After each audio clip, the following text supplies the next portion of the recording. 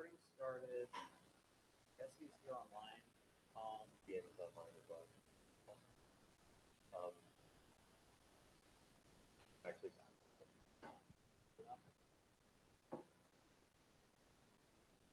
Excuse me, is the meeting beginning? I can't hear anything. The voices are very low. Just a second there.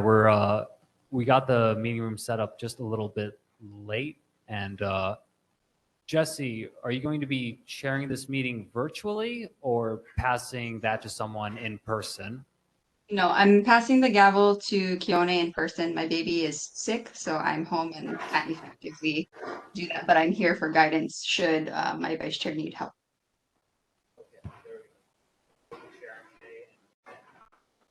Yeah, let me know when you're ready. Oh, awesome. Okay, so ready to go whenever you are. Okay, I'm going to call this meeting to order. I'm calling this meeting to order. It is now 7:04 p.m. Much better. Mahalo, Keone. Mahalo from the remote guys. Right on.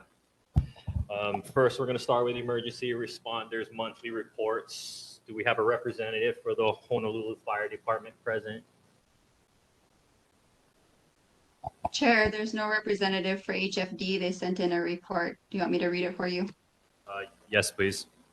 Okay, sorry, 1 second. Let me just pull it up. HFD, the report dated January 2nd, 2024. Fires, structure 1, wildland and brush 0, nuisance 2, cooking 0, activated alarms, no fire 0. Emergencies, medical 56. Motor vehicle collision with pedestrian 1. Motor vehicle crash collision 3.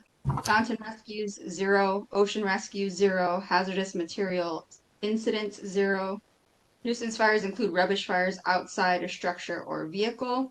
Fire safety tips and announcements. Fire safety tip: lithium-ion batteries supply power to many kinds of devices, including smartphones, laptops, e-scooters, and e-bikes, e-cigarettes, smoke alarms, toys, and even cars. If not used correctly or if damaged, these batteries can catch fire or explode. Always follow the manufacturer's instructions. Only use the battery and charging cord designed for the device. Replace cords that are damaged, frayed, or sticky to the touch. Charge devices in a cool area with good ventilation. Do not keep charging the device or device battery after it is fully charged. E-scooters and e-bikes should be only charged outdoors. Smaller devices should be placed on a hard, non-flammable surface when charging, never under your pillow, on your bed, or on a couch. Store batteries away from anything that can catch fire. And that is the end of the report from HFD. Thank you, Jesse. Do we have a representative for the Honolulu Police Department present?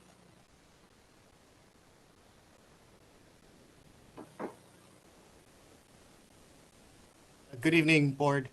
Happy New Year. Can you hear me? Yes. I'm Lieutenant Sanford Yu with the Night Watch of District 4. I'll present to you the December stats at this time. You guys probably have the lowest crime on the island, which is a good thing. Motor vehicle theft was 1, previously 2 in December, 2 burglaries, 0 the previous month, 1 general type of theft versus 2 the previous month, 1 vehicle break-in, which was unchanged from the previous month at 1, and 0 robberies. I'll be willing to take any questions at this time.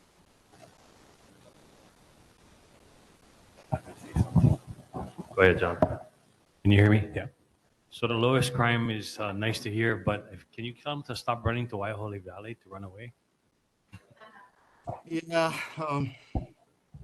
Especially some of close our to my offenders house. live in the area and they're familiar with the area, so something we try to prevent, but We like the darkness, but they do too, I guess. But yeah, thanks. yeah.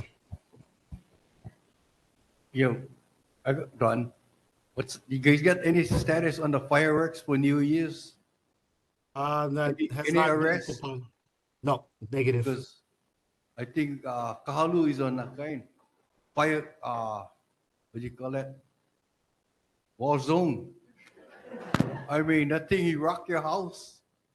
Yeah, I hate And that the too. thing- But I mean, you have to it- understand that the officer has to actually witness the person igniting and lighting the firework, or the neighbor or someone has to be a witness and come forward with some type of video evidence for us to issue citations. It's very hard to enforce that. Yeah, that law is something that cannot even hold in a wet on bucket of water, because by the time the police come, too late. Yeah, You know, they they see cannot your find brake light it. driving But up we the know road which and- house.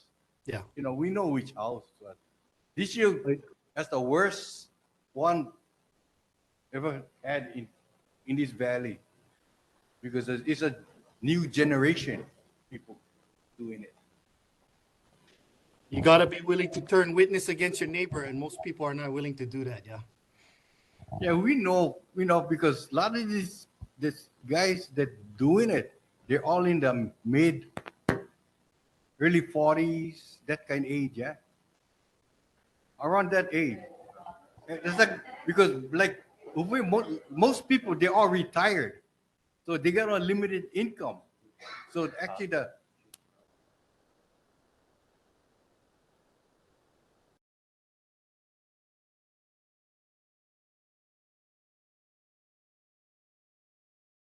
We lost volume.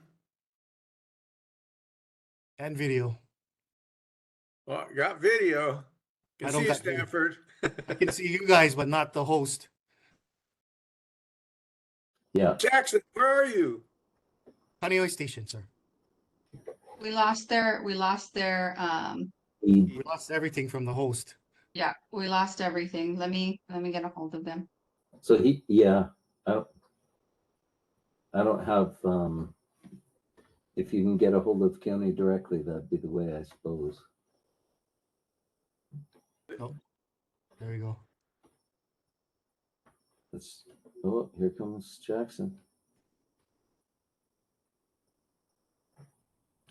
There he is. Gotcha.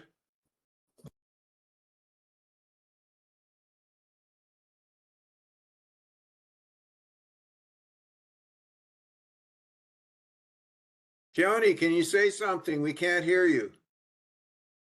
Follow my chair. We don't have audio here on the hybrid portion.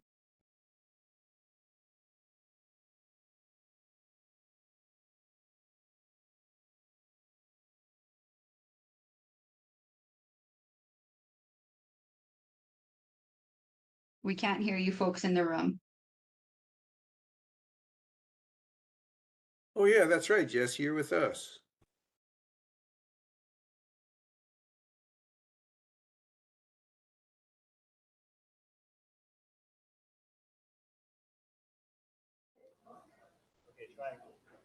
Can you hear me now? There we go. Yeah, we're Yes, good. there you are. Thank you. Awesome. Okay. Okay, we're back. So as I was saying, we're moving on to the next part of the agenda, which is the filling of vacancies on the board. We have Sub-District 5, 1 vacancy, and Sub-District 6, 1 vacancy. Anybody here to volunteer to try to fill those vacancies? No. Okay, moving on. City, state, federal reports. First up, we'll have Jiro Sumata, the representative for Mayor Blangiardi. Aloha, Chair, Thank you. members of the board. Jiro Sumata, Deputy Director for Planning and Permitting.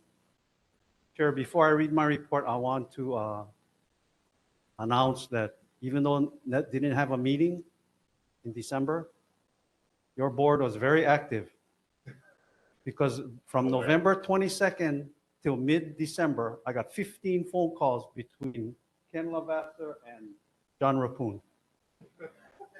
So we took care of it, but in fact, it's not on the report, but I can talk about it at the end.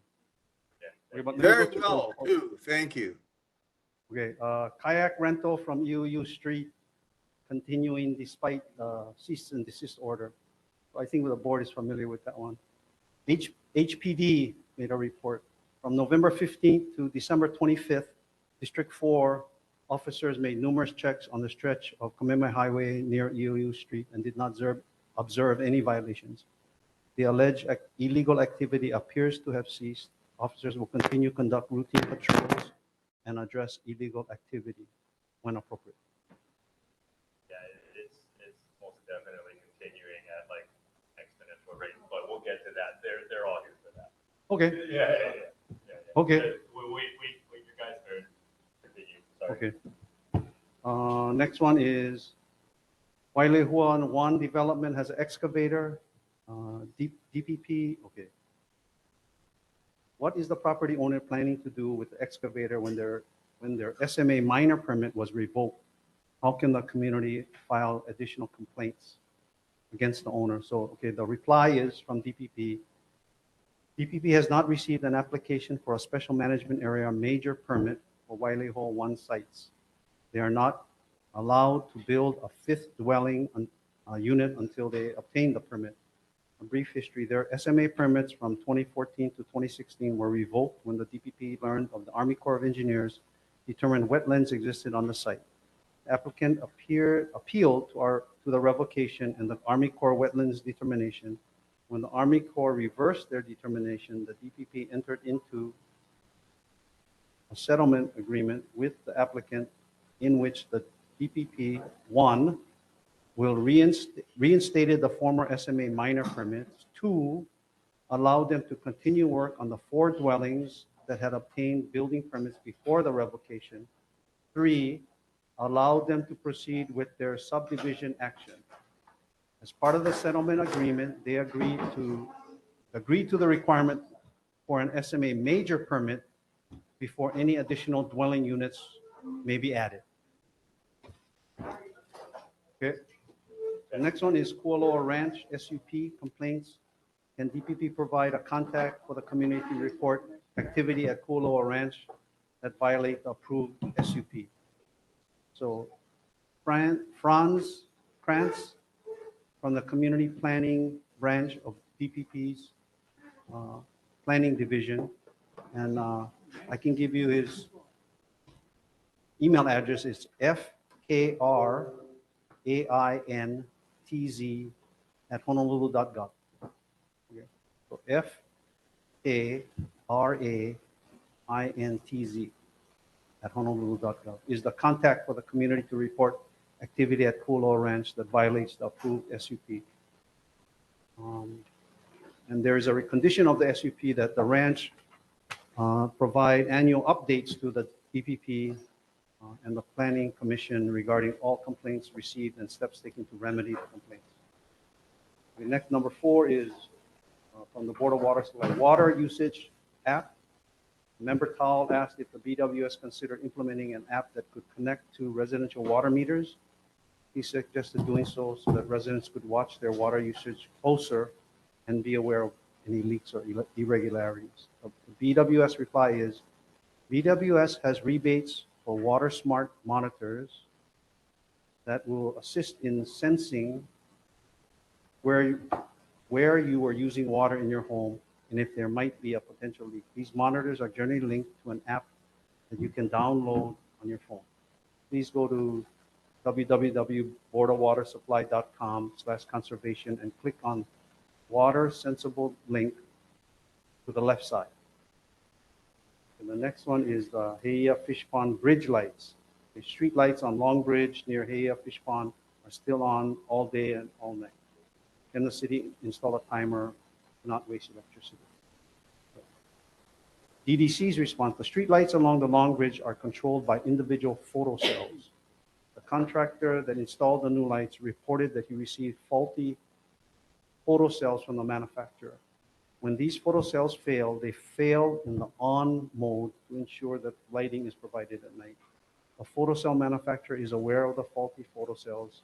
However, the replacement is not available to ship at this time due to supply chain issues with certain individual components within the photocell. As soon as the replacement cells arrive, the contractor will replace the faulty ones. Okay, then the last one is no guardrail with sudden drop-off and very little road shoulder. Member Ripon expressed concerns regarding a section of guardrails along Kamehameha Highway going Kahuku bound past Heiakea as houses start on the Makai side. Utility pole 88 is the nearest house. With a DFM on DTS response, Department of Transportation Services completed their investigation and found that a guardrail is warranted along this section of Kamehameha Highway. As such, DTS will request the Department of Design and Construction to assistance to program the installation of guardrails at the future site or at that site. Okay. Then the report on the Waihe'i Marsh, that Mokofisi property. So we did an investigation, not the day of Ken Lavasser's and John Rapoon's multiple calls to me, but very soon after. Notice of violation was issued on the 11th, December 11th. They received it on the 13th, the return receipt, certified mail return. So they received it on the December 13th. They did stop on January 8th. We did another inspection. They found that they did do additional work without resolving the NOV. So on today, we referred the violation to a notice of order.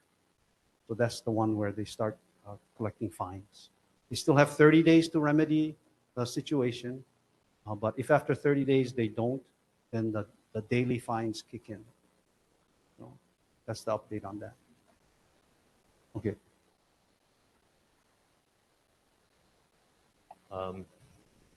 Ken, you have something? Yes, the HK development,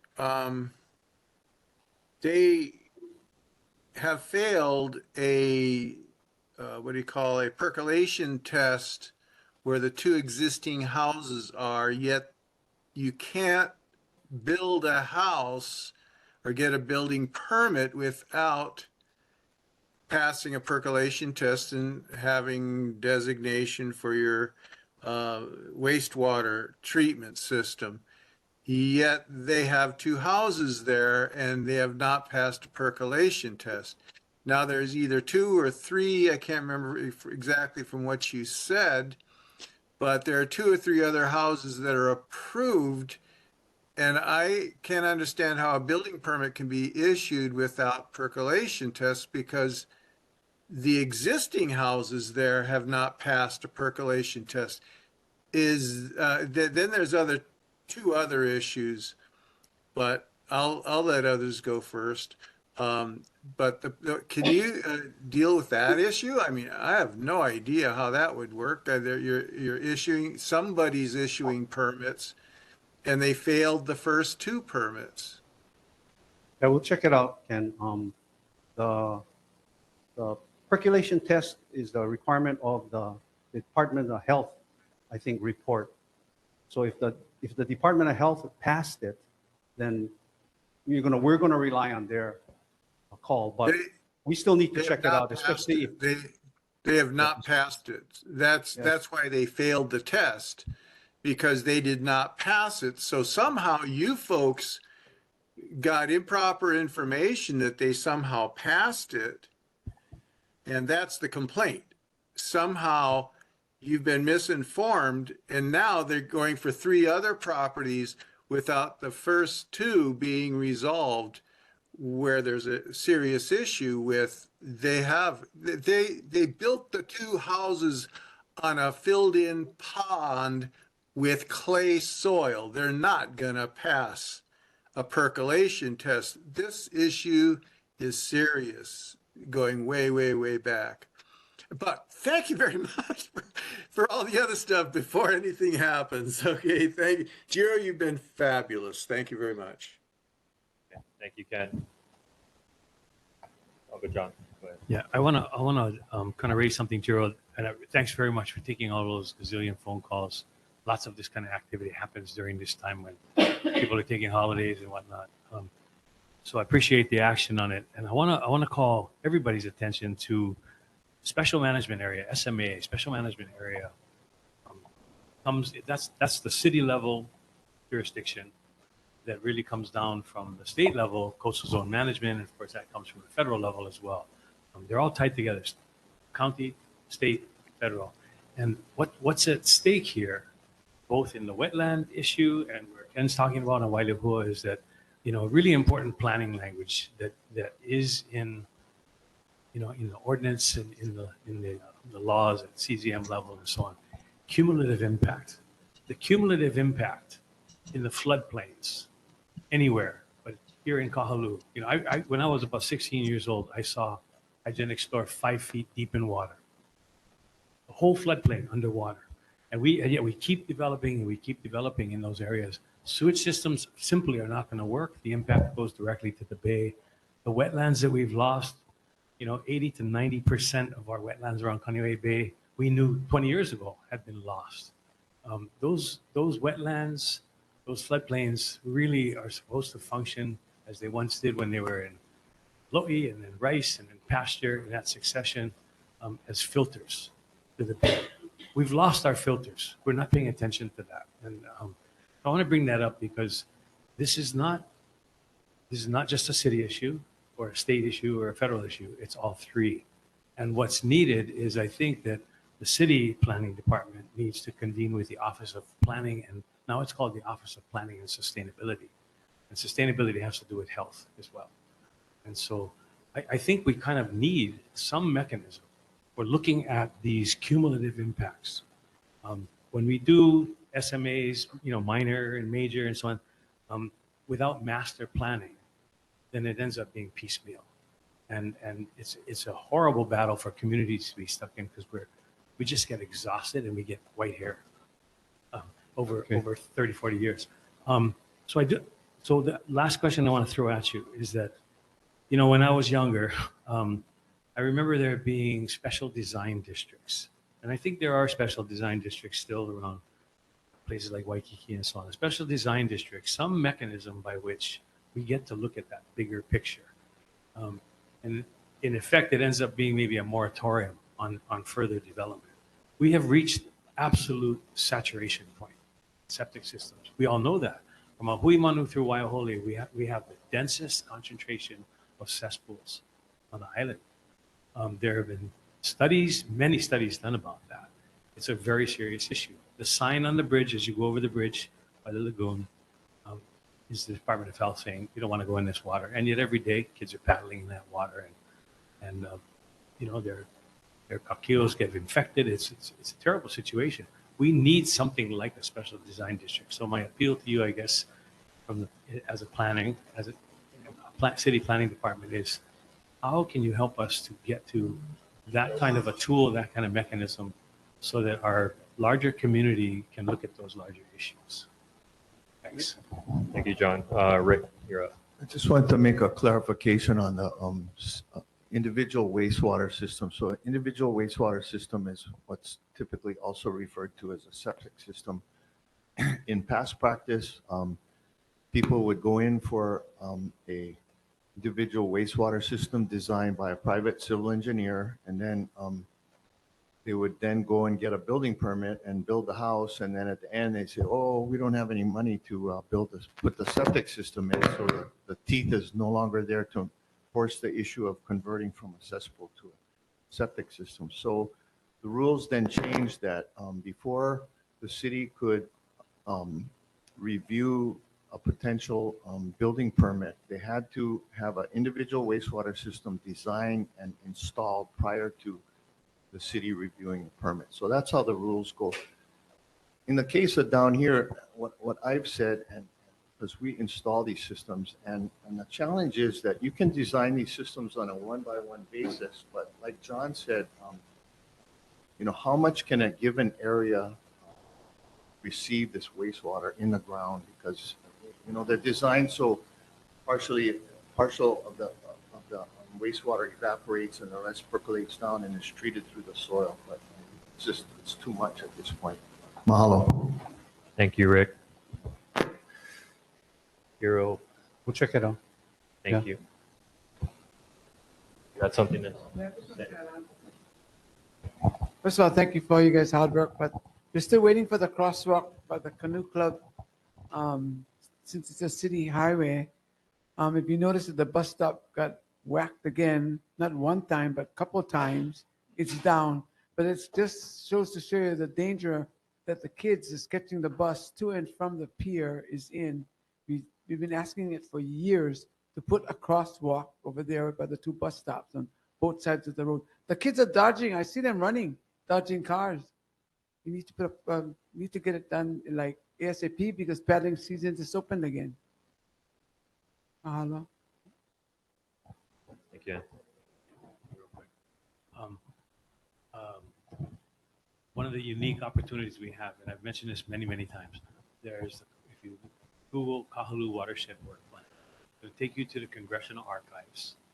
And it's the project that basically looked at Waihee Road through Ahuimanu. It's what brought about the flood control lagoon. It was in response to the flooding that happened in the mid-60s. And it was a federal, state, county collaboration led by the Soil Conservation Service, now the Natural Resource Conservation Service. And so all three branches of government, all three levels of government invested in that project. That's what brought about Kahaluʻu Regional Park. That's what brought about channelization, for better or for worse. People have now agreed that it was worse. It's still an open project. It never closed. And so the opportunity is to go put money back in that checking account and let's go revisit that project. 40 years deep, we know a lot more than we did before. And maybe expand the geographic scope of that project beyond Waihee Road all the way to include Kahalaya. That could be our special design. You don't know what's the name of the project? Kahaluʻu Watershed Work Plan. Yeah, and it's a little less sophisticated than plans are because back then we really didn't have EISs and all of what we know now today. And there are new people, new entities involved and so on. But it's still an open project, and so the opportunity is put money into it. So thanks. Thank you. Jiro, anything else? No. Okay. Thank you. We're gonna. I go on. Okay, go ahead. For the city, can you have the guys clean the sidewalk from Iapia to Haiku Road? Because today I seen one guy trying to walk with the crutches. He cannot make it on 6 inches sidewalk. The 6 inches would be all that erosion, the dirt came on the sidewalk. And there is no way the guy, I was looking at him.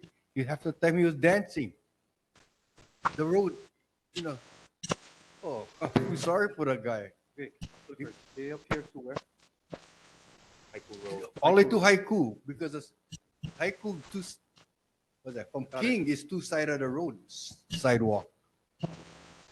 Clean sidewalk, both sides. Clean it. Because the state will clean Valera Temples. This one last week. And they clean them good. And that was manual power. Thank you. Faster. Okay. Yeah, you're good. Thank you, Jiro. We filled up Jiro's plate. I'm gonna release him now, guys. I have a question. What is your question, Ken? Go ahead.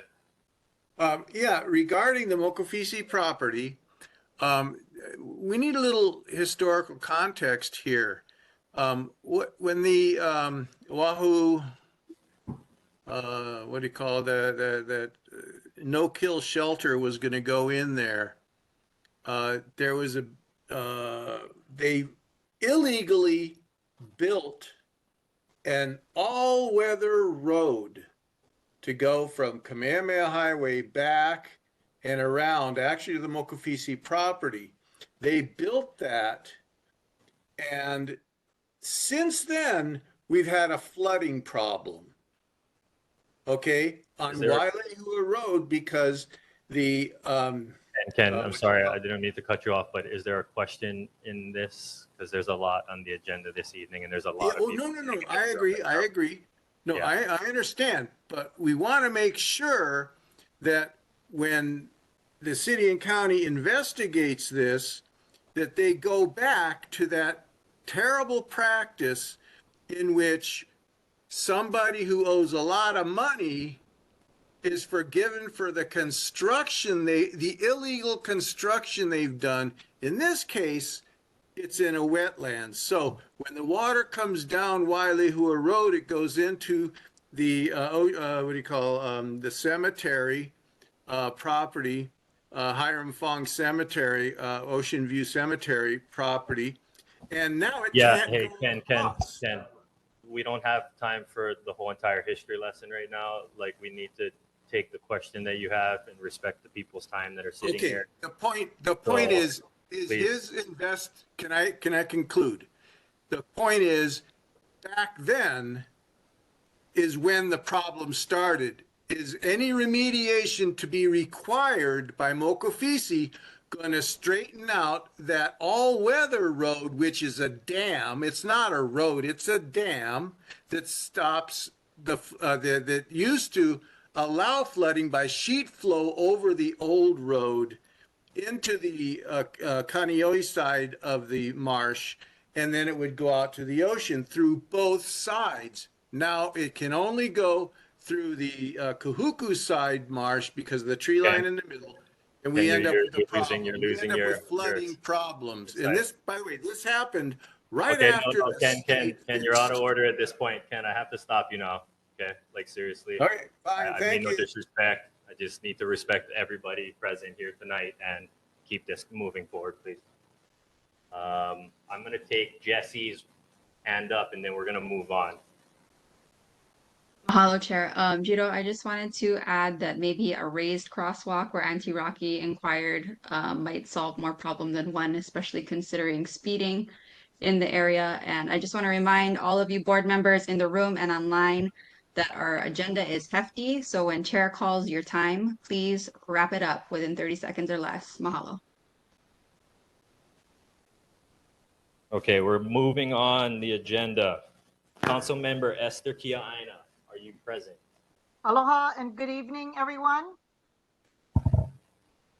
Yes, yeah, you could hear me. Okay, I just have two items.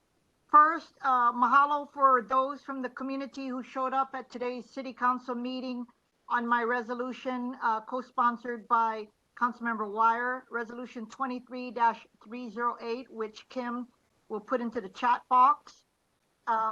It relates to invasive species, and it urges, let's see, I'm so sorry. It recognizes that the counties of Hawaii have an important role in invasive species control efforts and urges the city administration to collaboratively advance those efforts in the city and county of Honolulu. It was passed unanimously today and will be held, will be considered by the full council on Wednesday, January 4th at 10 o'clock. So greatly appreciate it. And also ask for your support.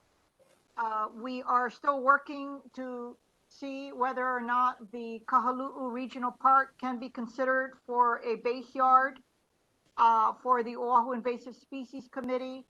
That was raised at today's hearing. I do know that there are those who believe that this is a state kuleana, and given that the state is slow to act on a multitude of fronts, both funding-wise, enforcement-wise, and we are going to have a significant increase in OISC staffers, and they're running out of room in Kailua.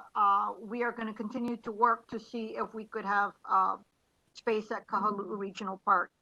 The other item relates to Bill 64, 2023, which Kim would also put in the chat box, FD1. This relates to the land use ordinance. As many of you know, last year it was Bill 10, 2022. That bill expires shortly, so I had to reintroduce it. So we have an informational briefing tomorrow at 9 o'clock before my planning before my committee on planning and the economy. Kim will also put that agenda in your box, and I also wanted to include in the chat box a website that the City Council has created, honolulucitycouncil.org/Bill 64. And for those of you who have been following the progress of the hearings being held. Again, last year, we have completed both industrial and commercial uses. The next uses that will be considered in February and likely March will be residential uses, to be followed by public, civic, and institutional uses, and agricultural uses I'm expecting around the May timeframe. So I just wanted everybody to know what's going on. If you have any questions, please contact my office. And otherwise, that would be my report for this evening, Chair. Thank you, Esther. Moving on to Councilmember Matt Wire.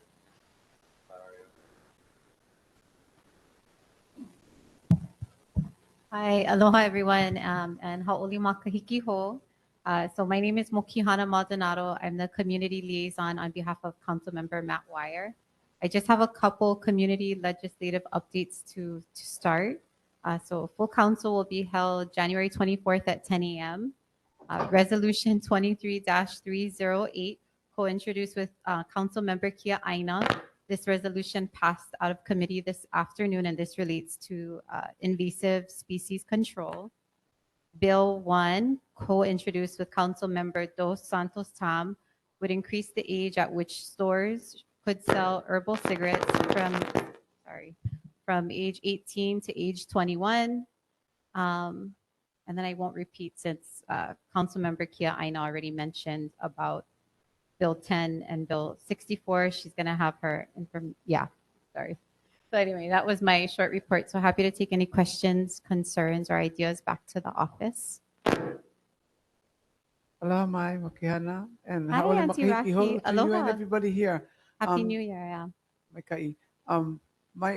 I noticed that the ahapo'a signage that from one side says ahapo'a he'ia, the other side says Kahalu'u has been stolen again. It's not there. Uh-oh. And the wahe'e sign that says wahe'e Kahalu'u, I don't see it there anymore. I know they have some already made in shop. You can have it put back up again.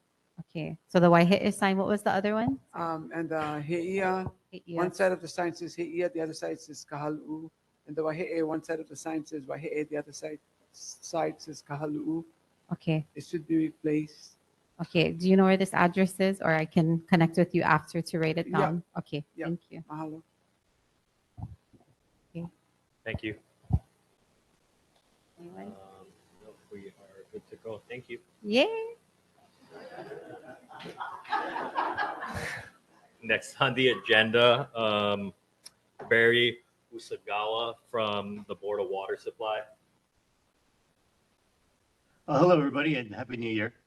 Just have a short announcement. Just one main break to report on December 21st on Kamehameha Highway. A 12-inch pipeline broke.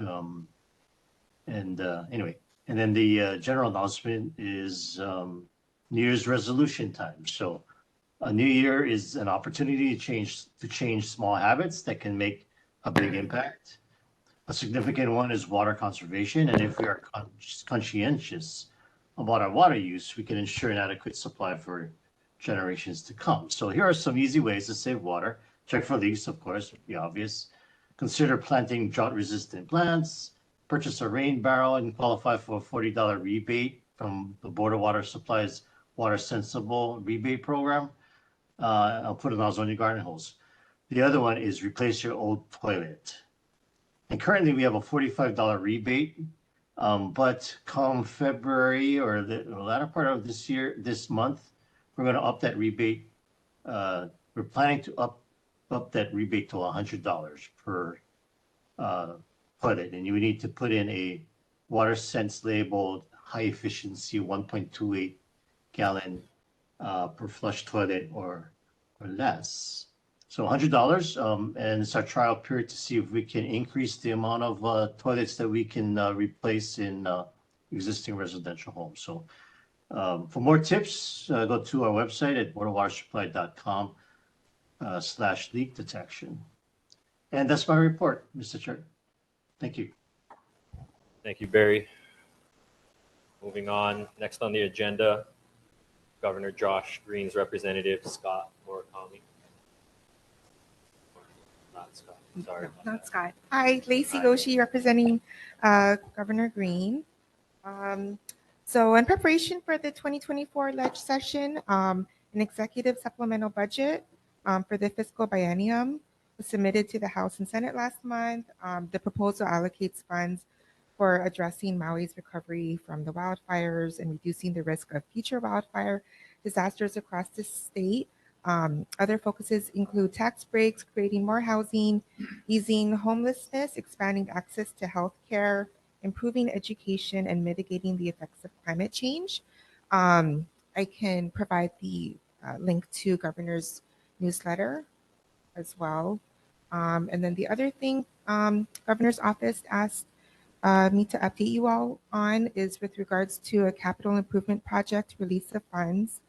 This was approved by Governor on December 28th, and $680,000 was released for Ohuimanu Elementary School. This is to finance design and construction for an access lane to improve traffic flow, and the estimated completion date is March 2027. Those are my updates, and happy to take down any questions and concerns. I'd just like to urge the governor's office to really step up forward and join in with the county in dealing with invasives. It is a crisis, and Oahu is at a tipping point.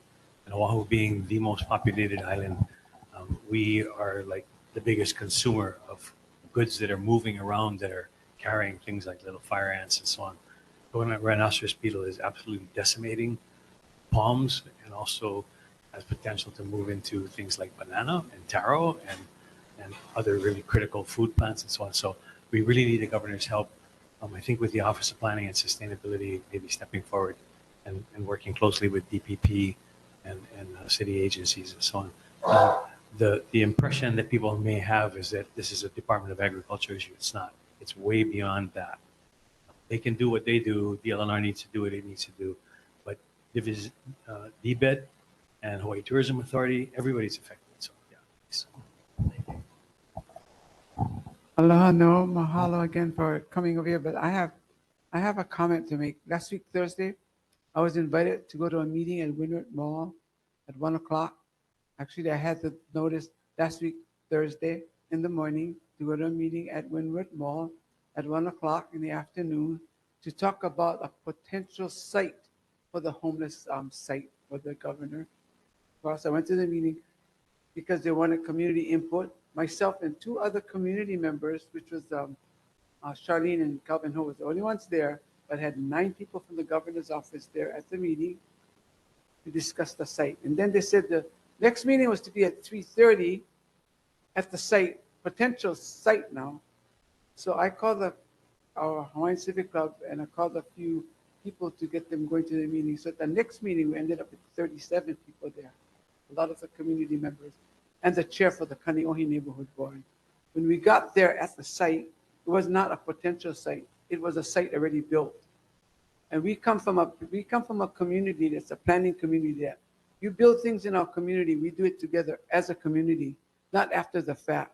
And I was straight up and I told your office that to me, it was equally backwards. You want the community to support it. And of course, you had the representative says, we invite you to come. Hawaiian protocol, you don't invite us to come to our own aina. We should be inviting you to come to our aina. And don't push this down our throat. And we need the homelessness. It's not, we don't want it in our backyard because we need it in almost every ahapua'a, rather than seeing the homeless sleeping at the bus stops. But don't push it in our face after the fact. That was not right. Even our legislatures didn't know. You know, Senator Derek Hill Kalole was there, Brenton Oa was there, Lisa Kitakawa and Scott. And they noticed where they put that site there, the entrance to go in, you had to go through Hakipu'ohana School. Now, that was not right to go through a school. And they also told us that the other hale that they built up near the Capitol, that they had a good rapport from the neighbors. Of course, your neighbors was the hospital, the state building, the governor's office. Your neighbors here is a district park with a lot of children, soccer park with a lot of children, going through the Hakipu'u Hawaiian School to get into the entrance, the college, and a small subdivision. Now we should have had better notice than the day of the meeting to come to a meeting and tell us this is already built. And why wasn't the Kahalu'u neighborhood board noticed also? You know, we're all a community. We all belong to that district. We all go to, you know, our kids go to the same college. They play in the same park. They play sports. That was very uncool of the governor. And they kept telling us it's the governor's dream. It's all of our dream. We want to, you know, we all want to help the homelessness. But you want to be involved in our community, involve the community before it's done, not after the fact. But he's also having a letter coming from our Hawaiian Civic Club. I called the Hawaiian Civic Club people and everybody to come there. I'm glad that they did. If not, we would end up with still 3 people and 9 of the governor's representatives to show us this is already built. But thank God that Scott Mataoshi was there and he had them make sure that they moved the entrance instead of going through Hakipu'u School. As I speak, they was cutting an entrance to go through the road next to the district court. And I'm glad, and Jared Keokalole asked the same question I asked the psychiatrist. Who's going to be coming in those holidays? Is it the people being released from the state hospital? Or is it people, and Jared had the same question, who's coming to that holiday? Is it people from our own community? Because directly across the street, there's 2 encampments of homeless people. You know, cool you make it, but don't bring people from out of island to come into our homeless area when we support that area for our own people. You get that straight with the governor too. You know, I like what the governor is doing, some of the things, but you want to build with the community, you build the bridges with your community, with the community. Mahalo. Sure. Yeah, so Yeah, so it was mentioned that the I think that Kauhale was built to service the people in that area. But I'll definitely take back your comments to the Gov's office. yeah, You know, we have a protocol, Hawaiian protocol. The 2 people at the meeting still have to give a name. We have our own culture people. We have our own culture people that can help with the naming of it. Oh, okay. yeah, just to touch on that, my son is actually a student at Hockey Pool. And we found out the same time, the day of. And they're like, oh yeah, guess what, guys? Your children are all going to be staying right here. They're going to share a fence with them. And like the only thing that they could offer was one of the teacher assistants, one of the uncles that's always over there teaching these kids how to, you know, work the lois and stuff like that. He gonna be walking around the campus only 4 days a week because on Fridays he takes the field trip. The intermediate kids, thankfully it's my son is in that group, but they go and work the lois and stuff down Kahana side. So yeah, what she's saying, like as a parent with a child that goes there, like, yeah, it is kind of rough. I mean, but thank you for coming and facing the fire. Anybody else have anything that they want to add? Ken, I see you with your hand up there.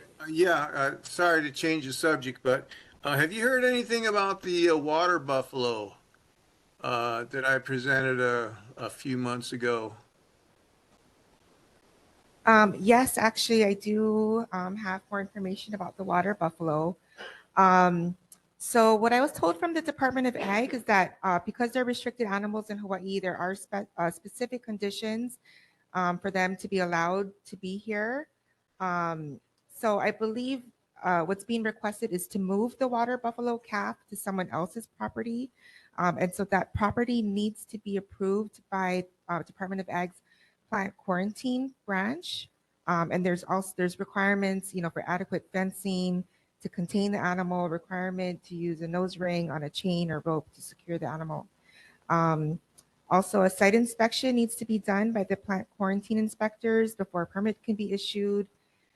And as an alternative, you know, whoever's requesting can submit a request to the Board of Ag if you're interested in changing the Hawaii administrative rules by contacting the plant quarantine branch, and you can schedule an agenda item. Okay, because that's been done already, all that, but nothing, we have not heard from the state. Thank you very much.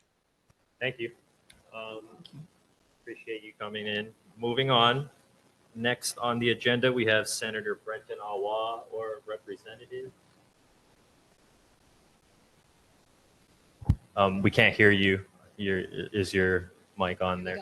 Thank Okay, you. good. Aloha, Yeah, we hear Chair, you now. board members. Happy New Year.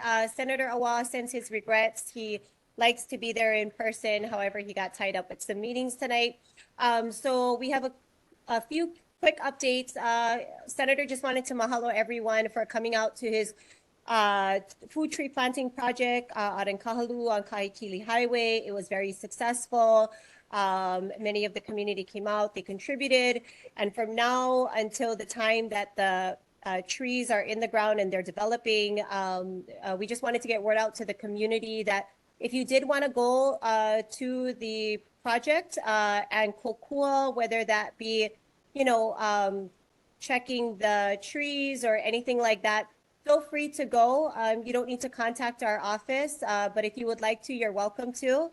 And then also two quick updates. Waihole Bridge, a key project will be hosting an informational opportunity for the public to come in and weigh in. That will be on Thursday, January 18th from 6 p.m. to 7:30 p.m. at Key Project. And then also just touching up a little bit on the Kauhale, they will be having a open house for the community on January 20th from 10 a.m. to 12 noon. And they are going to be going door to door to residents in that community to invite them to come in, to weigh in on what it is. I know that a lot of the concerns that were shared that day, that the director, the homeless coordinator, his department and Gov's office will be trying to mitigate as much of that as possible. And hold on 1 second. One more update. Let me see. Yep, and that's it. Oh, I apologize. The Kauhale meeting will actually be at the site. I apologize. So the location for that will be at the site on January 20th from 10 a.m. to 12 noon p.m. Other than that, that's all I have for now, and I'm open to any questions. Any questions here? No? Online? No. Thank you, Samantha. Okay, Appreciate thank you guys. Have a great one. Bye. Okay, next on the agenda, we have Representative Lisa Kitagawa. Hi, everyone. Good evening. Happy New Year. So just a couple of quick announcements. So next week, we're starting up the legislative session. So next week is opening day. It's next week, Wednesday. We start session in the morning, and then usually the Capitol is open later on around lunchtime. So if people were in the area and wanted to stop by, offices will be open and you can meet legislators, and there's usually refreshments on opening day. Also, right now we've begun finance informational briefings. So I serve as the vice chair of the finance committee. So we are hearing from all of the departments. We've begun last week and we're continuing this week and next week. Everything is on YouTube. So if you go to capitol.hawaii.gov, you can see the list of hearings, and you can go and find the link to watch us live or the recorded hearings. And so you can see all the information that's being shared by the departments right now based on their budget request. And then also just wanted to kind of give people a heads up that my office will be sending out a community survey sometime at the end of next week, or you'll probably get it end of next week or the beginning of the following week. And it'll be similar to the survey we sent out last year, asking for your input on potential topics that are going to be coming through the legislature this year, and just an opportunity for you to provide any comments or ideas or thoughts back to my office. And the deadline to do that will be the end of January. And then after that, we'll kind of put together all the results that we got from the survey and then share that out with the community after. So just wanted to kind of give you a heads up on that. We're working on some bills. If you have ideas, there's still a little bit of time, but we're kind of coming up to bill deadline with opening session next week. So I can answer any questions you guys might have too. Aloha. Happy New Year, Lisa. Happy New Year. Okay, Representative Kitakawa, I heard today that the Capitol parking will be closed to the public. So I'm saying that because I went for a hearing today and I had to park at the Palace. When I parked my car at the Palace gate from the Palace to the Capitol was closed because of construction. So I had to walk all the way around to get into the Capitol.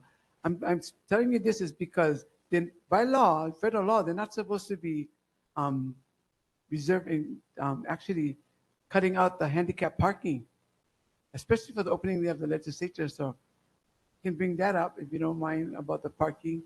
I don't know if the legislatures are paranoid, but I know you're not, but I don't know if it comes, is it DAGS is saying it or the sheriffs is causing it. Whoever is DAGS or the sheriffs, we got to remind them that we're the state people, we're paying their salary, and they shouldn't be cutting off the parking to our citizens, especially the handicapped ones. Especially when I myself is partial handicapped. I had to walk all the way around our own palace grounds to get into the Capitol today because I was required to be at that hearing. And then another thing, as I speak right now, I tried to get a hold of DOBA. I tried to get a hold of DoCare, whatever, because the Christmas tree burning is happening right now on Aha'olaka. One of the Kaneohe Bay Regional Council members, Cedric, was going out fishing tonight, and he was met by a boat coming from the Kaneohe Yacht Club, 4 of them, by the way. He was approached and said, this is a burn tree night. We'll meet up at the sandbar. And I couldn't get a hold of the DLNR. So I'm letting you know because I know you help us and concerned about Kaneohe Bay. So something has to be done about it. So as I speak right now, there's lots of boats out there. You can see the lights. I came to this meeting, but I don't know if the burning has already started. Mahalo. Thanks, Auntie Rocky. I'll ask. I haven't heard about the parking, so when I saw you today was the first time I heard about it. So I'll try to ask our sergeants and whoever at our office at the Capitol to see if they have more information on that, and then I can let you know.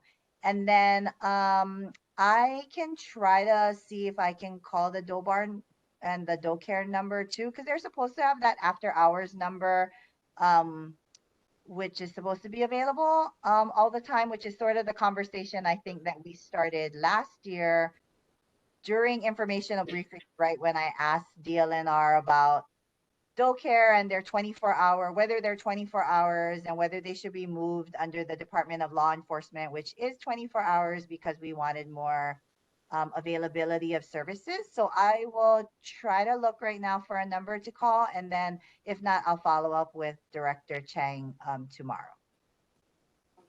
Okay, we have a question online. Ian Masterson. Go ahead, Ian.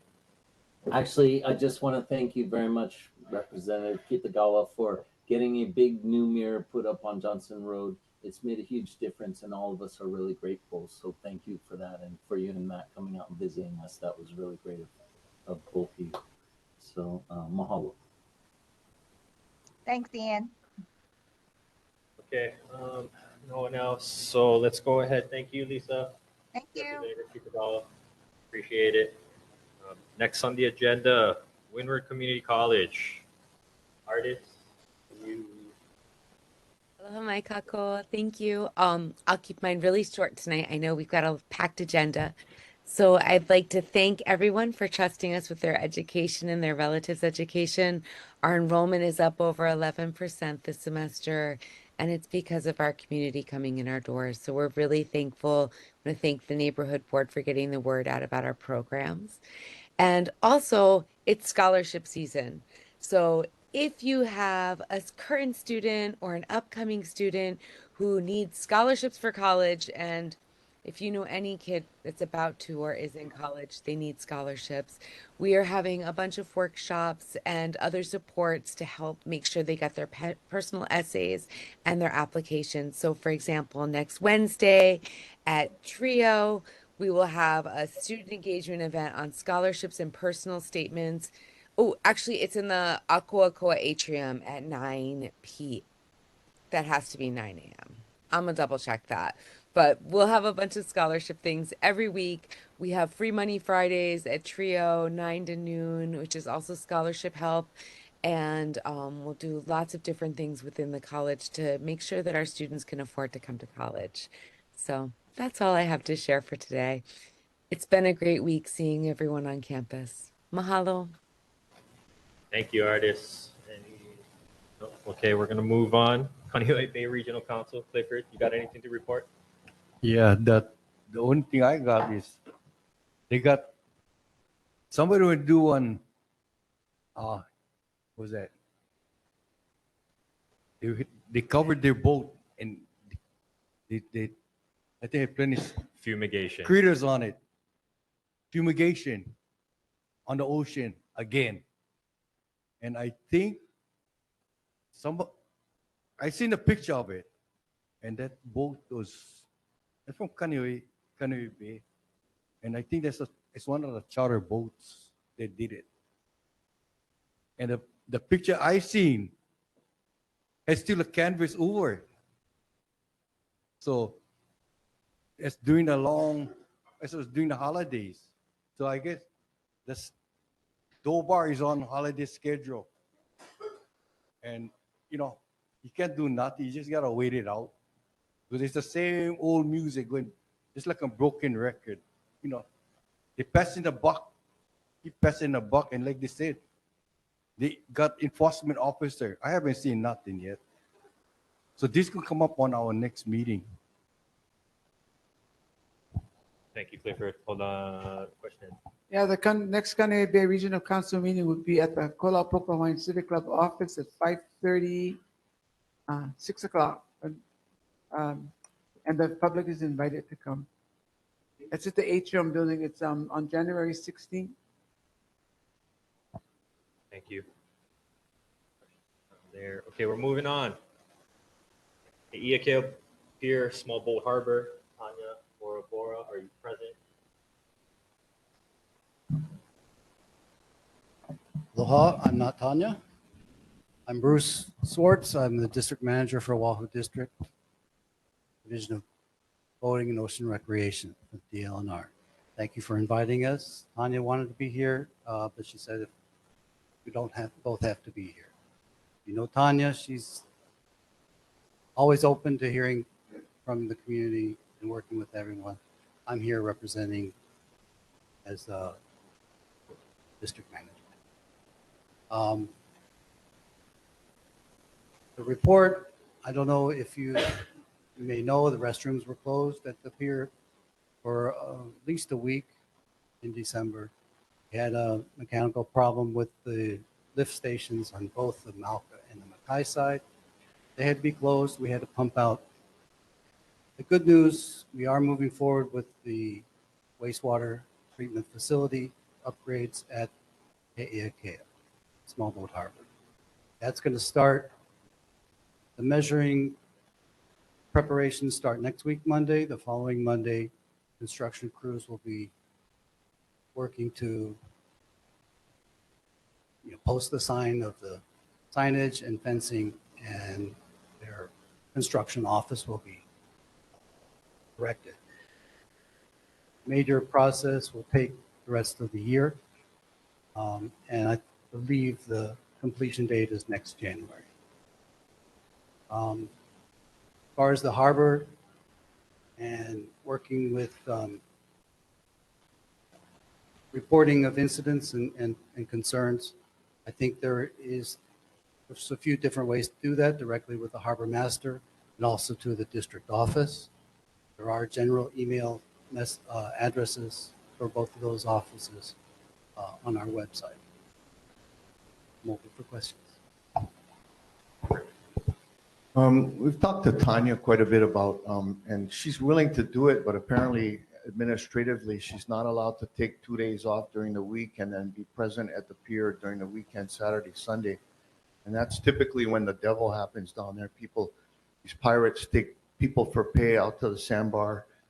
They come back drunk, and it just puts a bad name on the community. So if you could somehow facilitate that, she's happy to be there on the weekend, and I think you'd stop a lot of the shenanigans.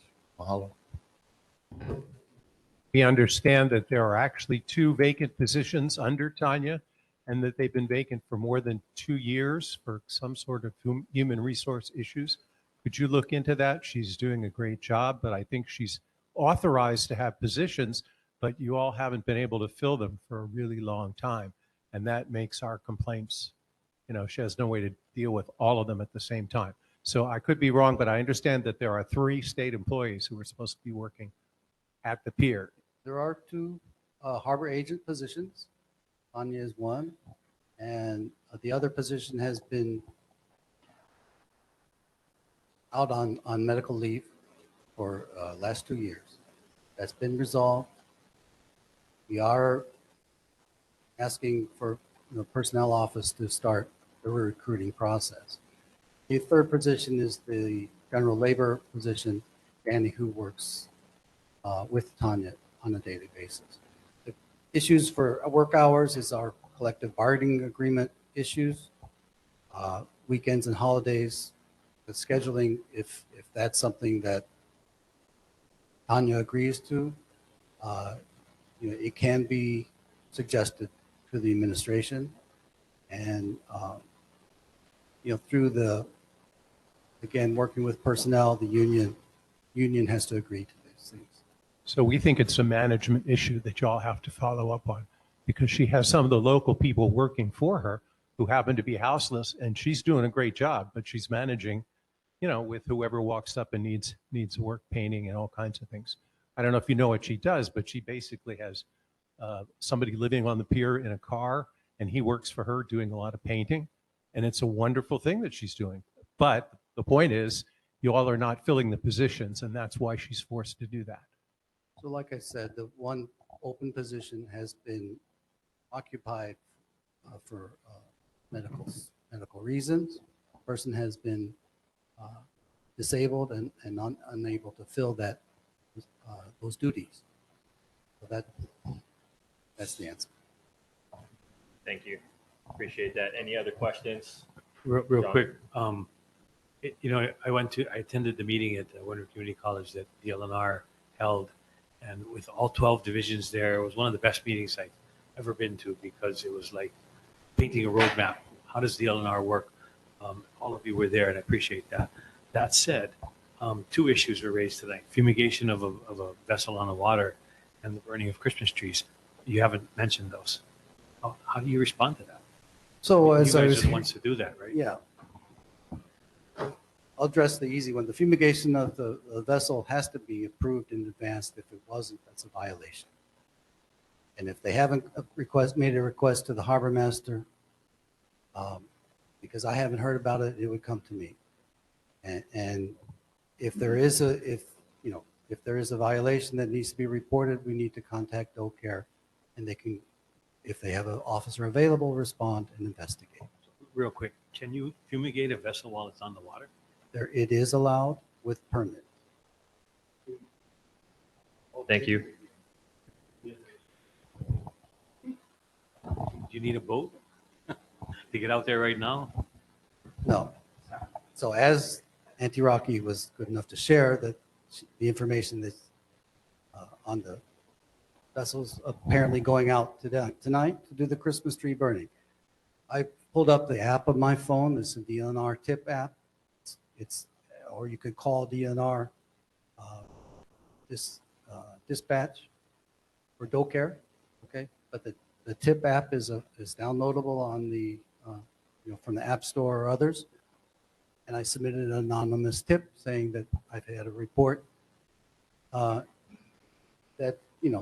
but again, I could, if I had photographs, I would send the photographs along with that tip. So that's what I could do personally tonight on that issue. It was the first I've heard of, this something scheduled or coming up as far as Christmas tree burning at Sandbar. I think that's abhorrent and should be, should be solved. So, well, it may be a rumor that it's coming out of Kahaluʻu Yacht Club, but maybe sending a message around to places where boats would come from. Posting a message saying, you can't do this. Would be a preventative. Well, that's been publicized. I know the Chief Rodula of DoCare has published this on their website as well as ENR has published their communications department. Thank you. No, nobody's blaming you for anything. Like John, I attended that meeting with all of the department heads for DLNR. In fact, today I was at the DLNR hearing, and Senator Kehaluʻu did make a complaint about the boats being, in fact, and Representative Scott Mataoshi about being treated there in the water. And I don't know how you guys couldn't see it, because I went up to the pier and I saw the boat right there in the parking, covered up, tied to shore, on one of the small piers being fumigated. At Hei'ike? At Hei'ike Pier. But you know what? I'm not blaming you, but things Okay. need to change. We need to get in DLNR. We, the community, gotta change it. We cannot let all of these chemicals go in our water. Mahalo. Thank you. Thank you. Next on our agenda, Representative Jill Tokuda. Are you present, or is a representative for you present this evening? Chair, there's no one present for Rep Tokuda's office, but they did send reps, what is it called? Flyer, and that went to Rachel for the board members. Rachel, if possible, could you just drop it in the chat for community, please? And that's all that they sent us. Mahalo. Okay, thank you. Moving forward. Okay, so they don't have it available at the moment. So we're just going to go ahead and move forward. Kaneohe Marine Corps Base. Hi, aloha. Happy New Year, everybody. I'm Christy Kaluhiva with the Marine Corps Base Hawaii Public Affairs. I just wanted to share, because I see that the agenda is really full, and it does say that one of the topics is for the EA. So I want to just remind everybody, you can see that EA on the website. It's open for comment up until January 25th. The CO and Major Fox are traveling, and so they weren't able to be here. But if you folks have questions, you can email them, or Major Fox even said you can email him directly, and he'll correspond with you if you have any questions. With that business out of the way, if you have any questions, and then I can tell you guys all the good stuff that has happened. We were able to do makahiki for the opening in November, and board member Ian Matheson joined us. It was amazing, and we are looking forward to working for the closing in February. In addition, we are continuing to plan for the Best Pack in June, which is the governor's. Have you folks heard about it? It's going to be statewide. It's going to be really good. And we are going to look to host at the Marine Corps Base several va'a from around the Pacific. And we're working with Pani Kahapea and getting what we need to do to have some of those va'a at the Marine Corps Base until June 5th, when they will travel through the bay to go to Kualoa for the ceremony on June 5th. I'm super excited to be able to be a part of that. Are there any other questions other than Nu'upia Pond things are going forward? Any questions here or online? No? You're good? Thank you. Thank Carry you. on. Okay, we're moving on. So now we're in the community topics, our agendas that the community are bringing forward this evening. Before we start, because we have so many on the agenda tonight, I am going to be holding everybody to the 10 minutes each person has to present their case this evening. And Chair Kalamai, that was my mistake on the agenda. Everyone has been well informed. Our rules of speaking is 7 minutes, so you don't need to give them the 10. That was my typo. Okay, so that was a typo. I apologize for that. You guys have 7 minutes. Those of you sitting in here that want to chime in on what's being presented, please be mindful that everybody else in the room is going to need time to talk. So when you are called up to speak, please know what it is you want to add or say or ask. And please don't overlap questions. If you ask 3 questions to anybody, like, they're going to have a hard time remembering the next 2 after the first one. So can we please just be respectful of each other here tonight and online this evening before we start. Thank you. So first up on community topics, we have the Hokuloa Recycling Challenges. Rich Vermeesh.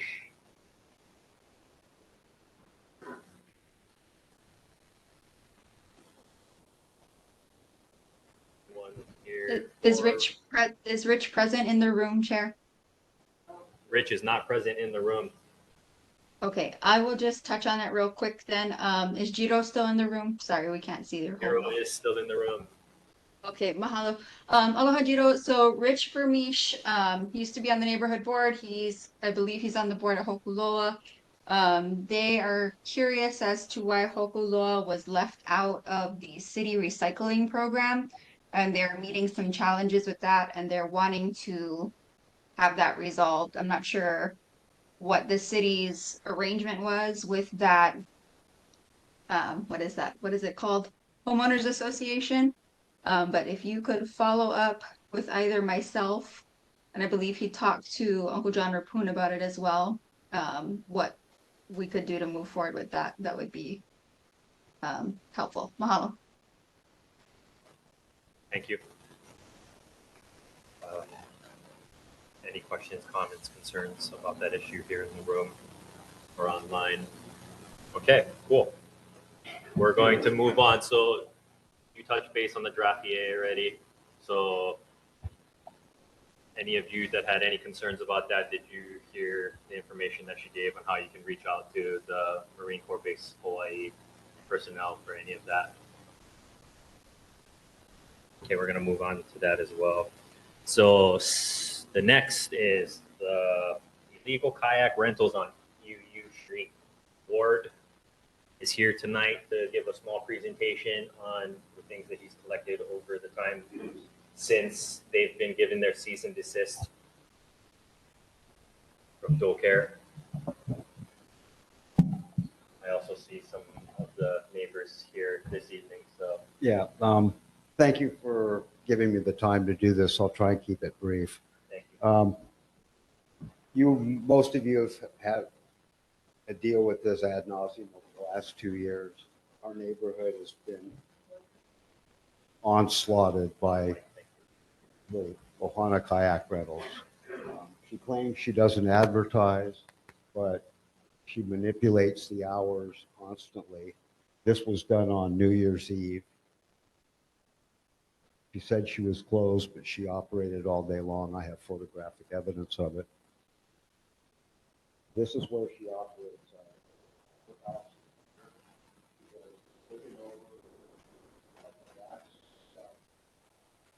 So that's her own. It's cluttered with cars constantly.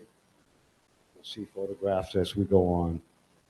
This I wanted to call for Jiro's attention. He sent inspectors out constantly. They've tried to measure her and the rest. I'd like to point out that one of the rules here is there's supposed to be no display, advertising whatsoever to indicate what the home occupation is. I'm happy to give you all these on a thumb drive. But as we go through, you'll see and incriminates herself in the reviews that they're indeed a sign. Can move on. Here she talks about how to find her location. She responds, she says this isn't an ad, but she responds to every review. Here she admits, look for the yellow kayak and the American flag to find my location to rent your kayak. There it is. That's been a permanent sign for over 2 years on our street. Yellow kayak. I'm sorry. It doesn't need Ohana kayak rentals on the kayak to know that's a sign and a display. Here's where she sends them to our public access. This is a blind corner. You've discussed this before about how dangerous this is. Now we have photographic evidence. They unload constantly. I go paddling every day. And when I come down my street, I look over, I see this almost every day.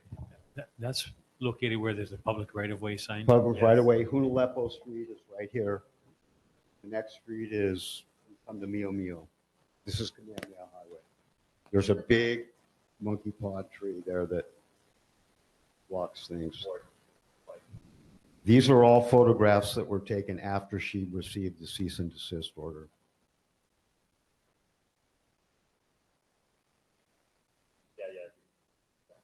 Yeah, just go through them slowly. Here you see here you see the cars having to go into the other lane of traffic because they're loading their kayaks in the middle of the highway on the blind curve.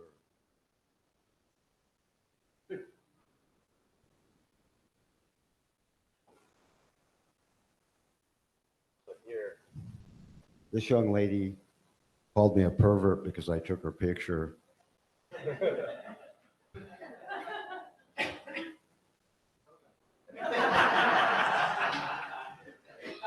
Now, part of the home occupation rules for every 5 clients, you're supposed to have a parking spot on the premises. There she has 3 cars at a time. If you go back a slide or 2, and they're blocking our road. I constantly have to sit down here and wait for them to clear out before I can go home when I come home from paddling.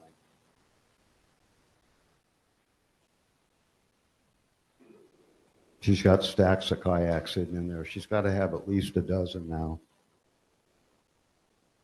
22. My God.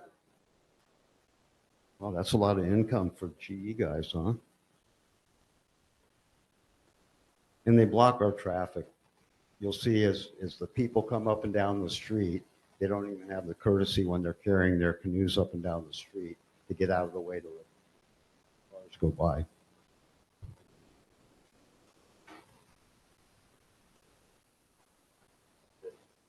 This is what we deal with.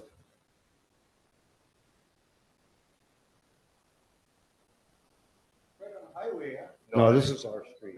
One street up. This is UEU Street. Now here we have, this is our neighbor waiting to get into their driveway, and these boneheads are carrying 3 canoes and taking up the whole street. No clue to walk off to the side on the easement and let the car pass.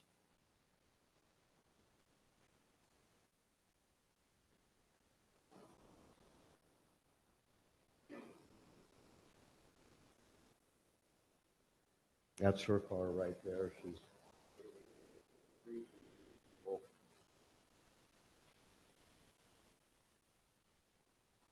That's the public access right by the tree. But she uses it as her business.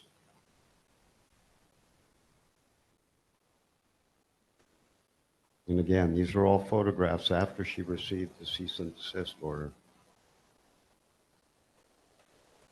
This is when she was working at her friend's place on the waterfront after accusing Kamai kids of being legal because they worked on the waterfront.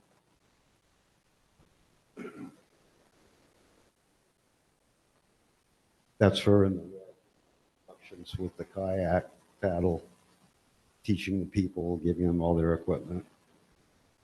This is our next step, signs in our yards. This is what we don't want to become, Kahaluʻu Beach Center. And that's what she's turned our neighborhood into. And she's gotten away with it for over 2 years now. Recently, thanks to all you guys, we got that Act 232. There's a tool we can use to stop this if we can just get DoCare to enforce it. It's easy. The policeman came by. They're not going to get them like that. You need our help. I'll call DoCare next time they're loading up. Have a guy waiting in the parking lot. Give me his cell phone. All right, thank you, Ward. Appreciate your time and your presentation. Now, go away. Please, short and sweet. And Yeah, my name is Art Machado. Chime in. And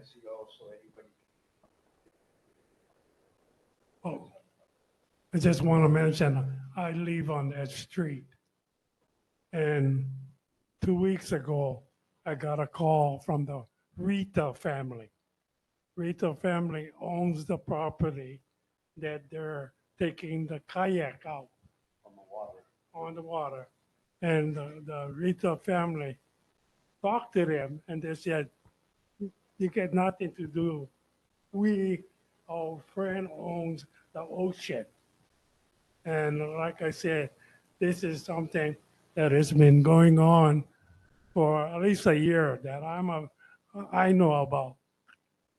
So I think it's, I don't know if they have a legitimate license to renting this kayak, but no matter what is said by the neighbors, they don't care. And this is why this is brought up today. Okay, so right now, in that neighborhood, you got two people doing that kind of work, right? The one on the highway too? Yeah.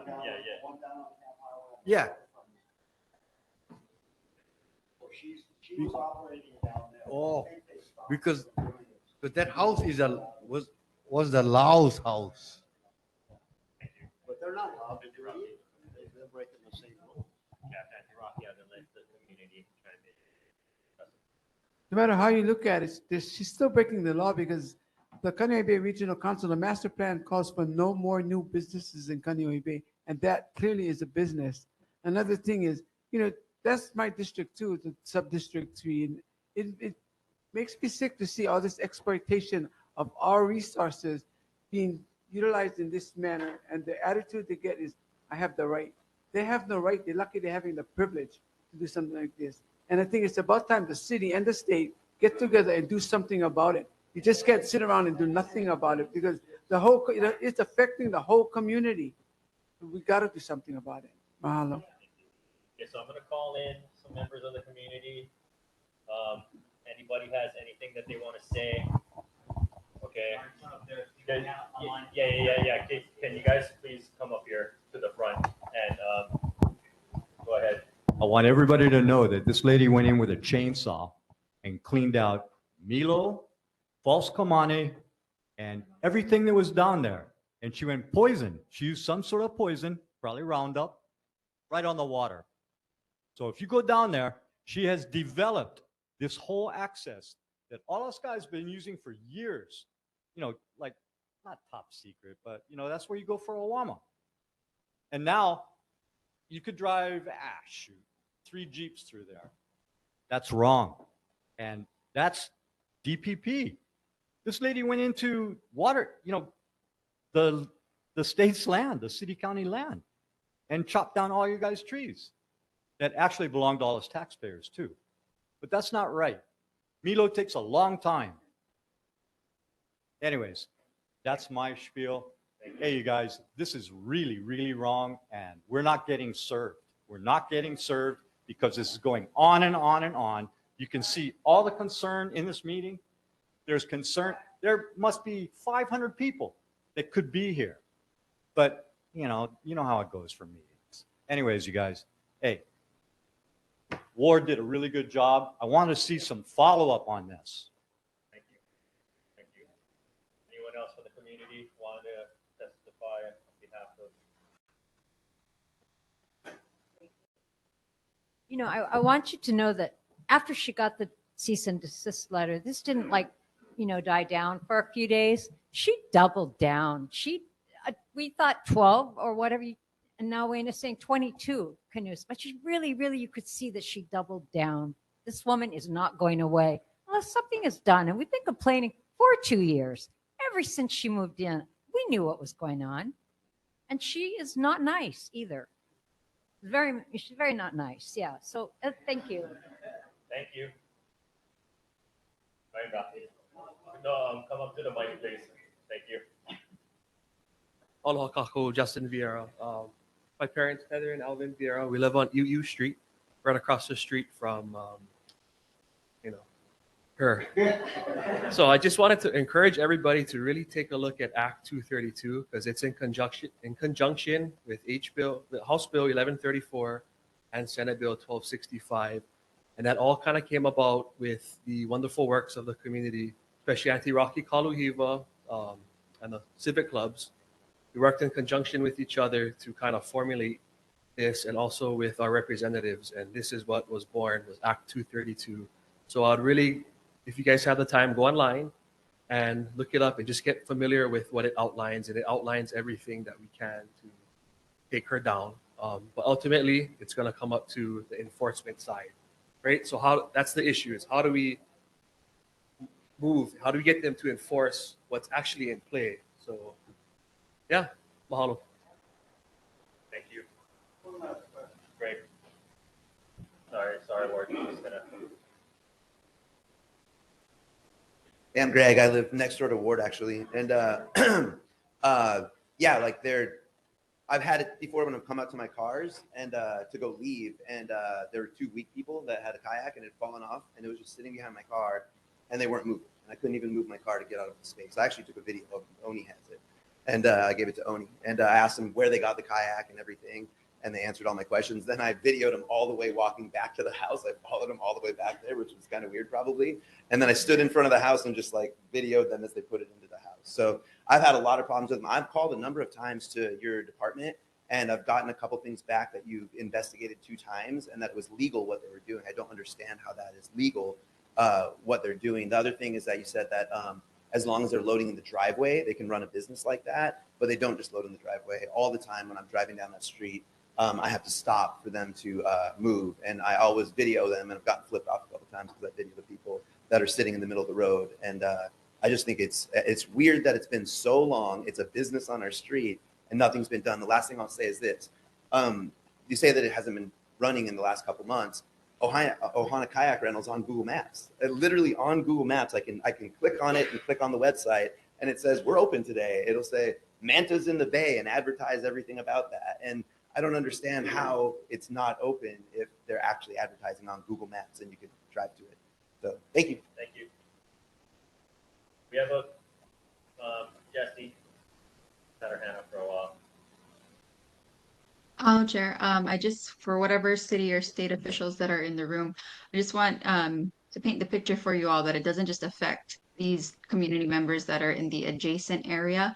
It affects the whole of Kahalu'u, because where people are coming down and across is on the freeway or freeway, on-camp highway, that our entire community uses. And that's including past Kahalu'u, past Waiahole, into Haula. Anyone that drives that road is going to be affected by this. It's a safety hazard. Mahalo. Just one more statement I'd like to make on the cultural side now. The city and the state, this woman broke the law. There's a law just cutting down the middle trees the way she did. There's a law against just putting poison in there to make the parking lot.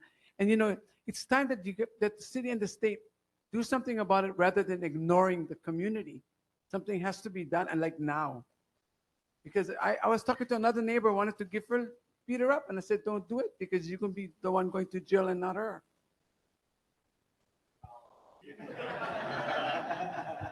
Thank you. Okay. So I feel we've got.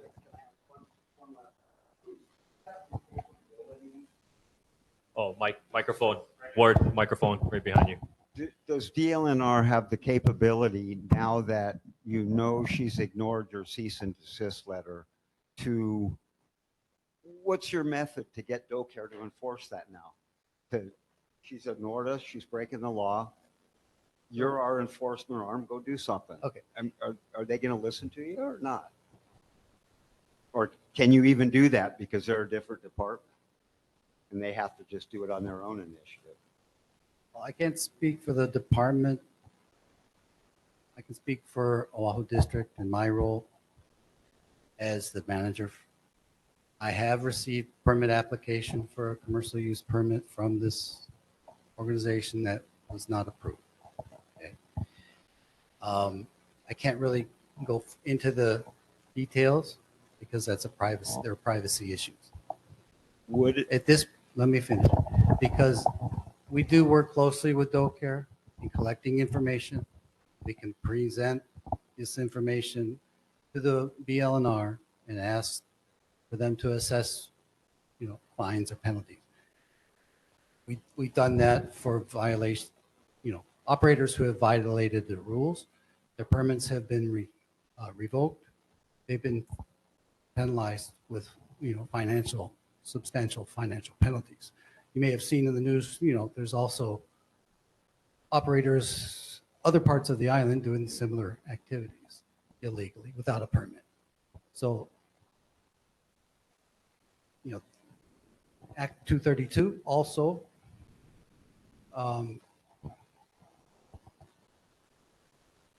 codifies, I don't take me 100% here, but my understanding is that people who are advertising online, social media, that is now sufficient evidence that they are doing business. Okay, so that also is an enforcement mechanism. So a lot of this is information, your videos, community's input, can be taken to the board for enforcement action.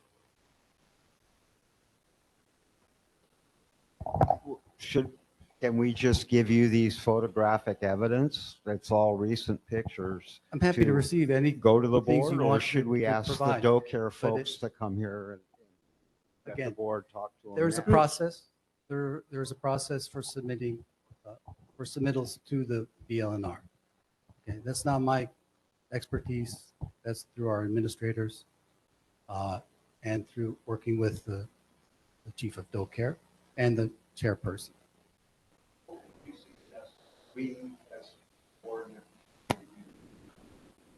Well, I will just, I will,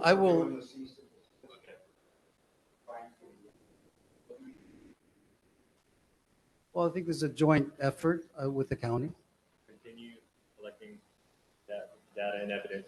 Like Oh, you said. there's just, there are jurisdictional questions. The county, there's a county jurisdiction, there's a state jurisdiction. And, between the residential unit, the roadways, the highway, the waterfront, the shoreline, the beach, the water, those are all separate jurisdictions. Yeah, I want to give another one of the community members a chance to speak.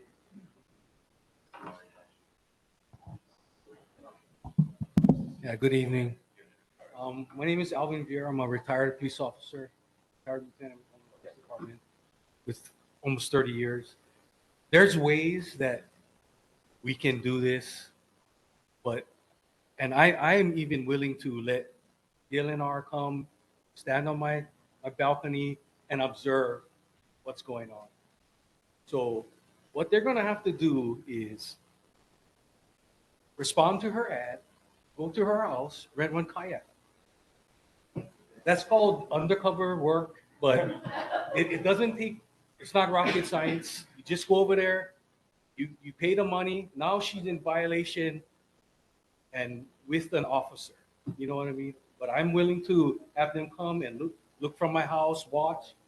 I know Chief Verdula personally, he can give me a call or I can get in touch with him.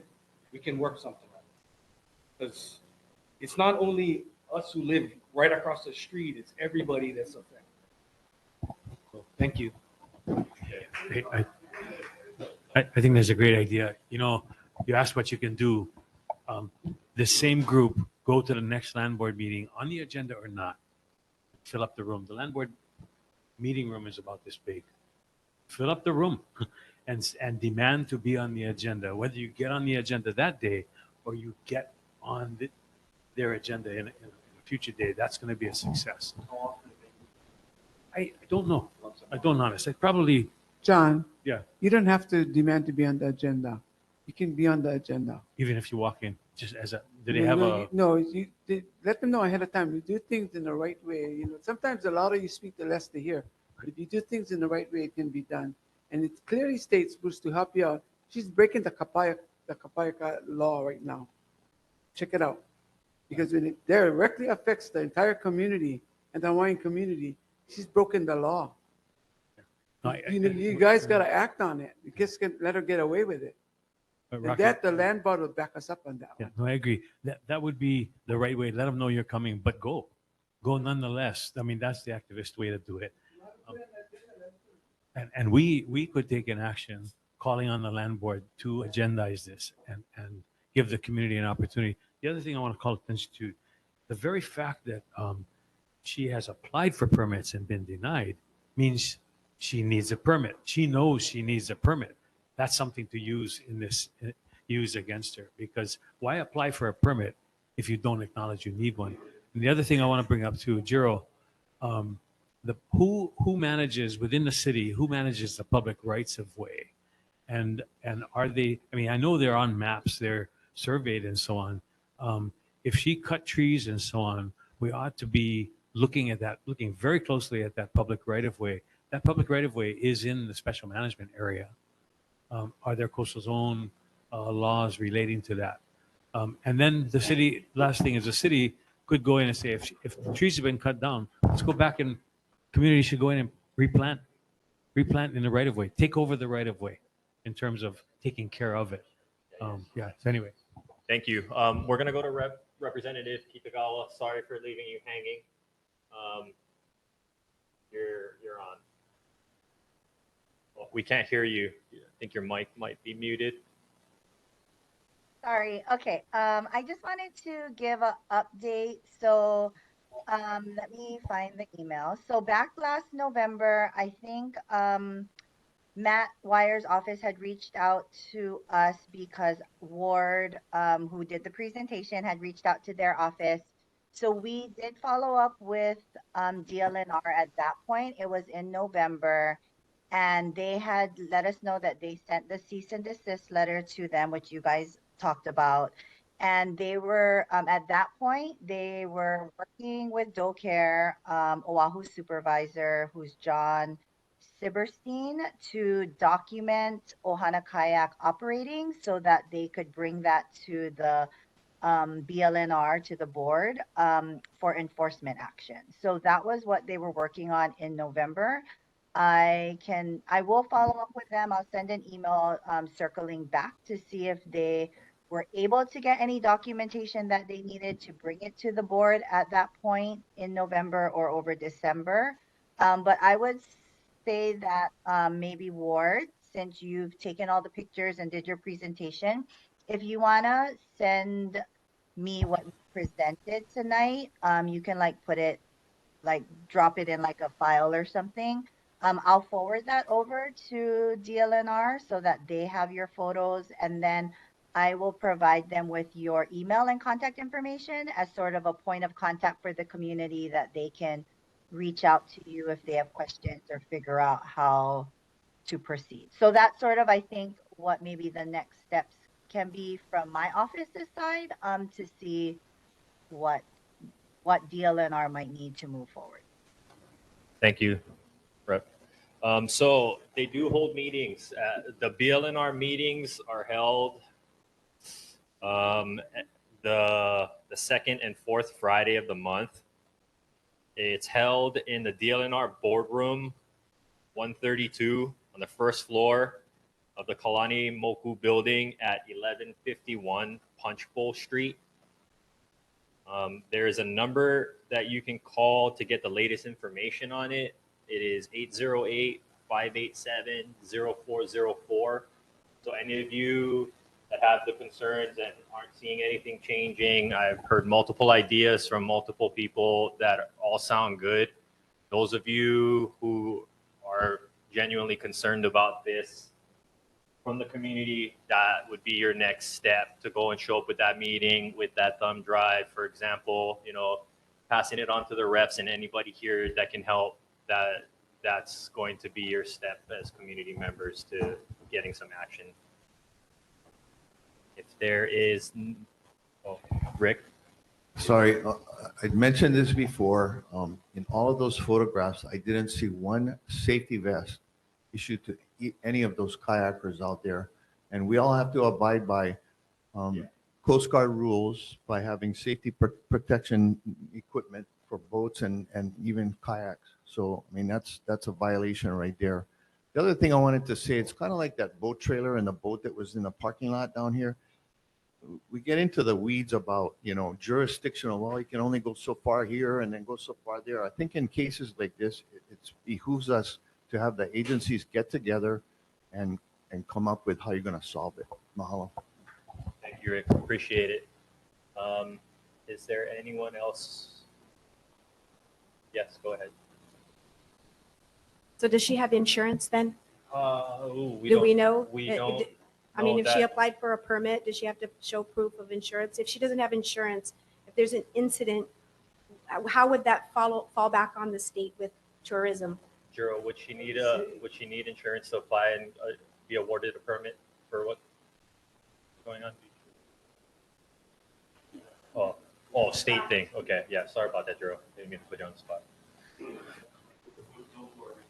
Yes, you would need insurance, $2 million liability insurance. With Thank you, Ian. Sorry, Thank you for chiming in on that. Yeah, sorry about that. Okay. So she's applied for a permit knowing she needs a permit. She's been denied a permit. And if insurance is required, it sounds like she's walking into a pickle. Let me clarify. The location being her residence is not something that falls within ENR or DOBOR, DOCARE specifically.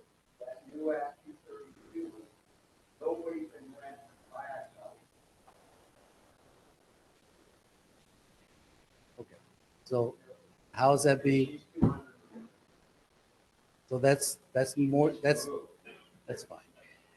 Anyway, when we were reviewing the application, there was no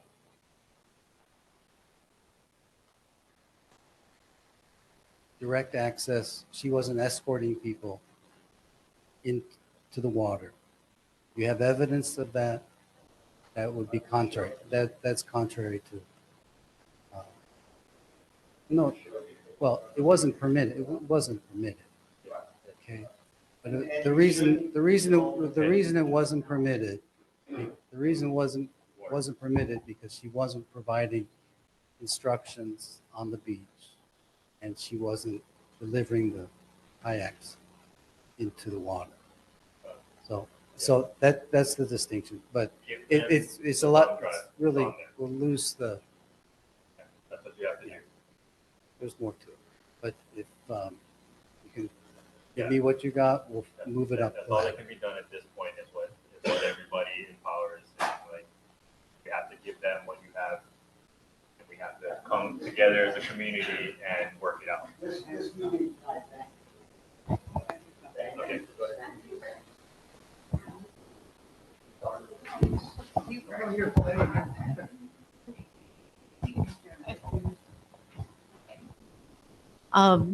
Hi. Hello. Wait, maybe I should go.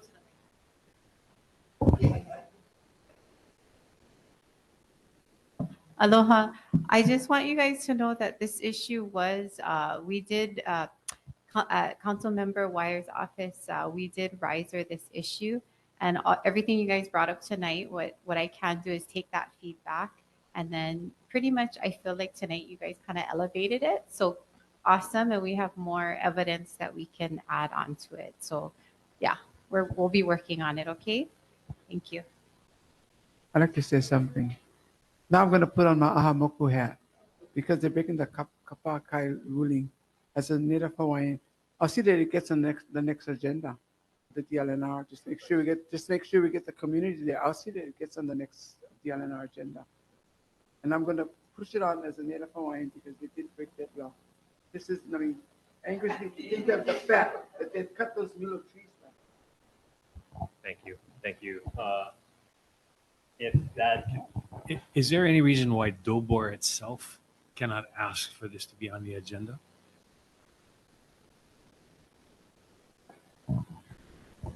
I really appreciate being invited here tonight.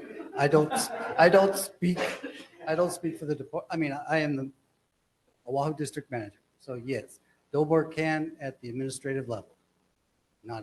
I won't take it to the board, but our administrators can. And Auntie Rocky will get it done. And a last quick comment. So Don Chang, the head of DLNR, was formerly in the Attorney General's office, and she's a lawyer. Matt Wire is a lawyer. It's time to get legal about this. Yeah. Again, Yeah. I don't know what this board's schedule is. I think Andy and we can work together and provide that. Their schedule is their schedule, but getting on the agenda is the correct way to have a presentation prepared, have my administrators, DOBOR administrators, DOCARE, DAR administrators, and all the city, who's ever involved in addressing the problem and getting the informational briefing to the board. Chair, And would it then- help for us to have a motion calling on the board to present it to the board or ask again? Are you making Yeah, a motion? so Are you moved. making a motion? Yeah, I moved that the neighborhood board. Yeah.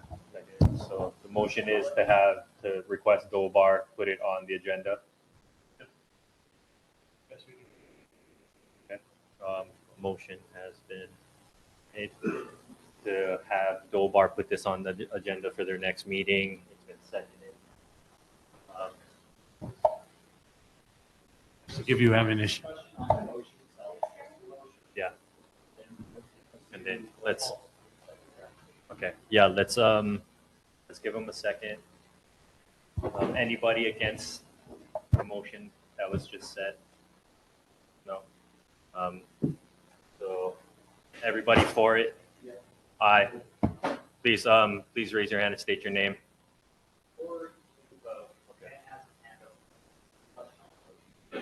Okay, Ken, is your hand up for discussion on the motion? No, I'm saying let's do it. Okay, cool. Okay, yeah, that was his hand up. Okay, cool. So, Ian. Yep. me Yeah, too. he's for it. He's for it. So, Dan, Clifford,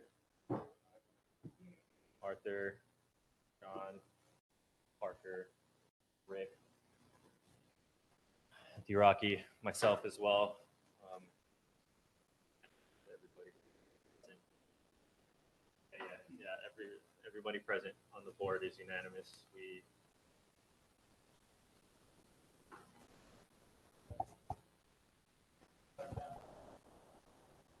Cool. Thank you, board. Thank you, community. If that is all on this matter, I would like to once again thank everybody who came through, Ward, gathering all of that information and putting everything together. Everyone here. We're going to move on now to the next item on our agenda for this evening. It is the Kahaluʻu Ranch Conditional Use Permit Modification Application. Representatives from Kahaluʻu Ranch.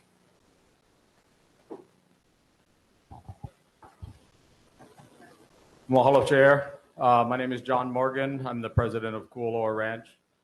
Just a little background on, why we're here and a little bit about the ranch. So our family's been the stewards of the ahupua of Hakipuʻu, Kualoa, and Ka'ava for actually over a century, quite a long time.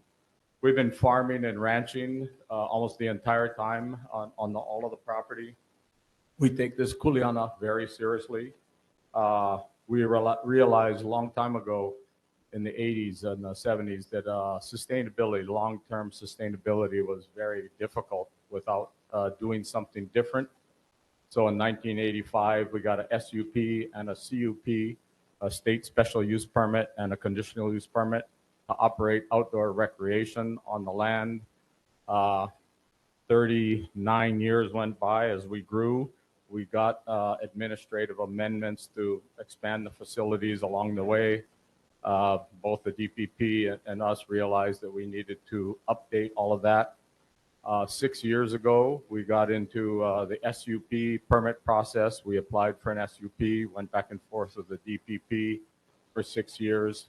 We got the permit finally, the SUP, and on the October meeting of the Planning Commission. And now we're before the board to update the CUP. Let's see, was there anything else? We feel like we've been supporting the Sustainable Communities Plan goals of preserving open space, providing meaningful employment. Now we have over 430 employees, mostly from the surrounding communities, and we are growing food for the community, and so that's kind of how we feel like we're contributing to our community and doing what we should be doing as stewards of the land. And I'm going to turn it over to Barbara from G70, Barbara Natal, and she will give a more formal presentation. Aloha board. My name is Barbara Natal. I'm an associate senior planner at G70, and so I'm working on the permitting for Kahaluʻu Ranch. So some of the slides have gone through. It's not a big deal. I'm sure all of you know where Kahaluʻu Ranch is, right down the road, approximately 4,000 acres. 1,600 acres is agriculture. That's about 42% of the land, and then the remaining is conservation. They have been doing a lot of agriculture, obviously, cattle ranching and aquaculture. If you you might have gotten some of the produce and beef from their Kahaluʻu grown market right down the road. Oysters are back in season, by the way. So we're here tonight, so we can go ahead and move on to the next one. Just again, an overview, about 100 acres in agriculture, 140 acres in aquaculture, and 1,400 acres in cattle ranching. So here tonight to talk about the modification on the conditional use permit. Again, as John said, in the early 1980s, they decided to diversify their income sources in order to financially sustain their agriculture. So some outdoor recreation has previously been approved on the property, and they've been doing this for over 35 years. And new activities, of course, have replaced some of the old, and so it's time to update the permit. I hope that's not my phone. And I think it is. I'm sorry, can you just turn it off? My apologies, excuse me. So the original cup from 1985 included services offered by the ranch to cater to visitors, and these included horseback riding, four-wheel recreation vehicles, sailing, helicopter rides, target shooting, and paintball, scuba diving, windsurfing, and jet skiing. And at this point, the first three activities are what are still ongoing. Next please.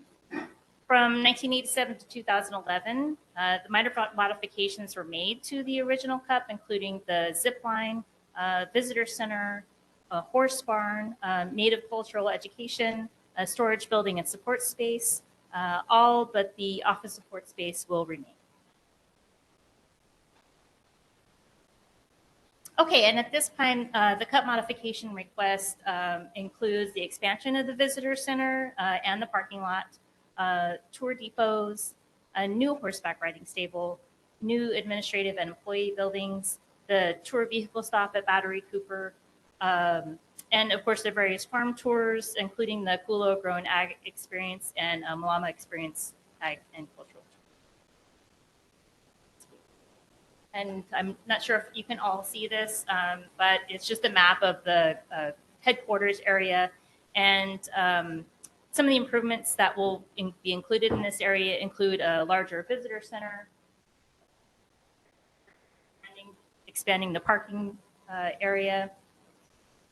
There are tour depots. Some of the existing buildings will be converted into new tour depots, and then other ones will be newly built. These are the plans. And new horse stable, the existing horse stable will be converted into a tour depot, so a new one will be built. In addition, administrative offices and an employee building. So as John said, we've been working on these permits for quite a while now. Final environmental assessment was approved in 2018, and it included various studies, including biology, archaeology, culture, traffic, and civil engineering. The State Historic Preservation Division did concur with the negative findings of the archaeological assessment, and they look forward to an archaeological monitoring plan prior to development. And then, as John said, a state special use permit was approved. We got the final approval in December. And so now we are here working on the county conditional use permit. And once that is approved, Kualoa can move forward with any needed grading and permits. All right, mahalo, thank you. And if there's any questions.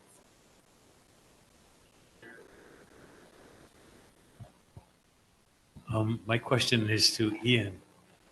Ian, I'd be interested in hearing what your comments are. Ian, your hand is up. Ian, I see your hands up. You got the floor. Thank you so much. Appreciate the presentation. Now, we couldn't see the slides moving forward, so I'm going off of the first slide. But with regards to this CUP, everything that was mentioned is involved with this 14 acres or small acreage that where these requests are made. However, it was mentioned the tours that go out into the agricultural and in some cases up into the conservation lands. Is that correct? Yeah. So just over the past 2 years, we've seen Kualoa Ranch Corporation grade and build several new roads across Hakipu'u to support these agribusiness and outdoor recreation activities that are relating to this conditional use permit. Their new roads and the old roads have also been improved and widened, upwards of 3 feet, cutting into the mountain slopes wherever need be. Along with that, there's in the last few months been massive grubbing and grading of the hillside all around Hakipu'u. I guess creating that open space that was mentioned, but with complete disregard for the traditional cultural landscape that is Hakipu'u and Kualoa. In this process, many large ancestral stones were moved. They've stood on the landscape since time immemorial, and then even Puakeahea has been damaged in its northeast corner next to the road over there. So, I've been getting a lot of feedback about that, even also about actual tree and plant forested areas that were Kuleana family areas where they did traditional gathering that are completely gone. So, I have a couple questions relating to, can you speak to whether, the ranch is adhering to these permitting process? Have they gotten approvals? There's even been roads, this new road has been asphalted above the springs and stream tributaries to Hakipu'u Stream. And so, has that been captured in this process that you described, this EIS and all of this, including the moving of the large stones, and they were placed underneath these new roads that they're being built? So, and how, can we account for how many miles of new roads have been built already, as well as how many more are going to be built, how many stones have been moved, and how many more stones have been moved? And most importantly, have the Kuleana families, has the community, have these permitted processes been fulfilled, and have the Kuleana families actually been notified prior to any of this movement going on up there? So, this is for supposedly a small area and the battery and all these things, and yet there's, that's just a pimple on the face of what's really been happening out on this traditional cultural landscape. So my question is, yes, have they been captured in this permit request, and are they actually represented properly? And the other thing is, I believe, I don't know if this regards the changes referred to Moli'i Fish Pond Conservation Coastal Zone areas for the conditional use permit. But are you guys going to honor the Kaneohe Bay Master Plan that's been put forth by the K-Bay Regional Council, specifically stating that there'll be no commercial activities in Kaneohe Bay on Sundays, when the ranch runs tours 7 days a week off of the sands of Apua there? So, my areas of questioning are in these two areas, and it's with respect to how is this going to roll out? Originally, that permit in 1986 was for 100 people to go in the valley per day. So if you guys all can see the difference and the impact that it's had on our small community and the Kuleana families, and they're tragically destroyed by the amount of damage that's been done to this point, and here we are moving forward with it all like nothing's been done, but there's so much work that's been accomplished. So how's that accounted for? Just real quick before John responds, the conditional use permit does cover the entire 4,000 acres. The special use permit was slightly different, and that only did include those portions where specific improvements were being made. However, those items, that activities and buildings that we are working on in the conditional use permit, again, including the tour routes, do include the entire property. Okay, and so it includes going into the conservation zones that where the tourists have been presently going, but these new roads are up in the conservation areas as well. They've been built, you know, and so I'm not quite sure how it relates to this going on, because the work's been accomplished already. And you know, Auntie mentioned the Pa'akai rules and laws that are cultural rules and laws, and heard a lot about sustainability, but not cultural sustainability in this. So, you know, this is where there's serious concerns for our community, and this is not the first case where the people of this Aina have been impacted so tremendously and egregiously by these activities, the construction. Thank you very much. I'll try to respond to all of the different points here.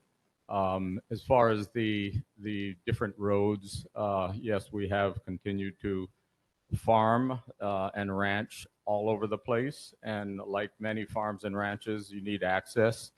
You know, we've got Taylor Kellerman here, the head of our basically stewardship and agriculture. And like many farms and ranches, you know, they have access, and are whether it's the herbicide crews that are maintaining the weeds, or all of the outside of the 14 acres or the 12 acres or whatever it is used by ag as well as everything. That's why that's what happens on the land. You had mentioned grading. We haven't done grading. We have 2 big excavators, and our goal is to improve the pastures throughout the ranch, which we're doing when it's dry weather, and they're wonderful machines. Actually, we got Rick was the one that helped us out learning about this, because it's a way to get rid of invasive species. Anybody who's been up there realizes that we take out the ardesia, we take out the Christmas berry, and we try to leave all the natives, that we leave the kukui, we leave the hala, and we're in the process and have been for 6 or 7 years replanting koa. We're replanting a lot of our stewardship crew now is up to at least 12 people that are dedicated 100% to stewardship. So the characterization that we're not paying attention or not doing a good job on stewardship is definitely a perception thing. We think that we're doing a good job committing to making the Aina more productive, restoring all kinds of taro patches.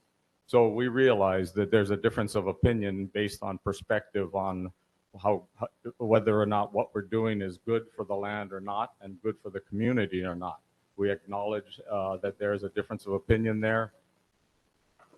Help me, am I forgetting some of the things you were mentioning, Ian, that I'm not addressing?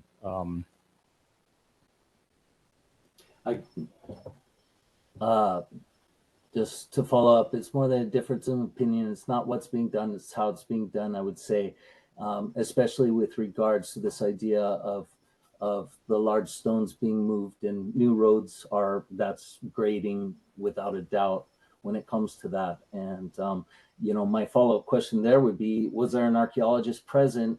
I hear about a monitoring plan. Why was there no monitoring going on for the activities that have been done, including some of the large stones that, you know, have been moved?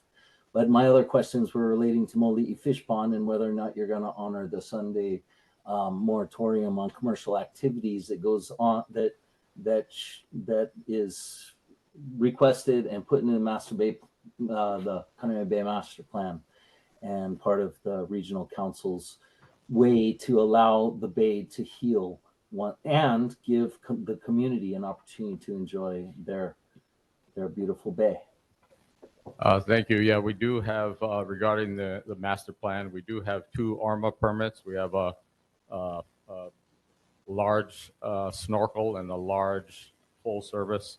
And we don't operate, and we as Barbara said, we've dropped the jet skis, we dropped the scuba diving, we dropped a lot of stuff over the years, the helicopters and the gun range and all the things we didn't think really fit with what we were and what we wanted to provide for our guests.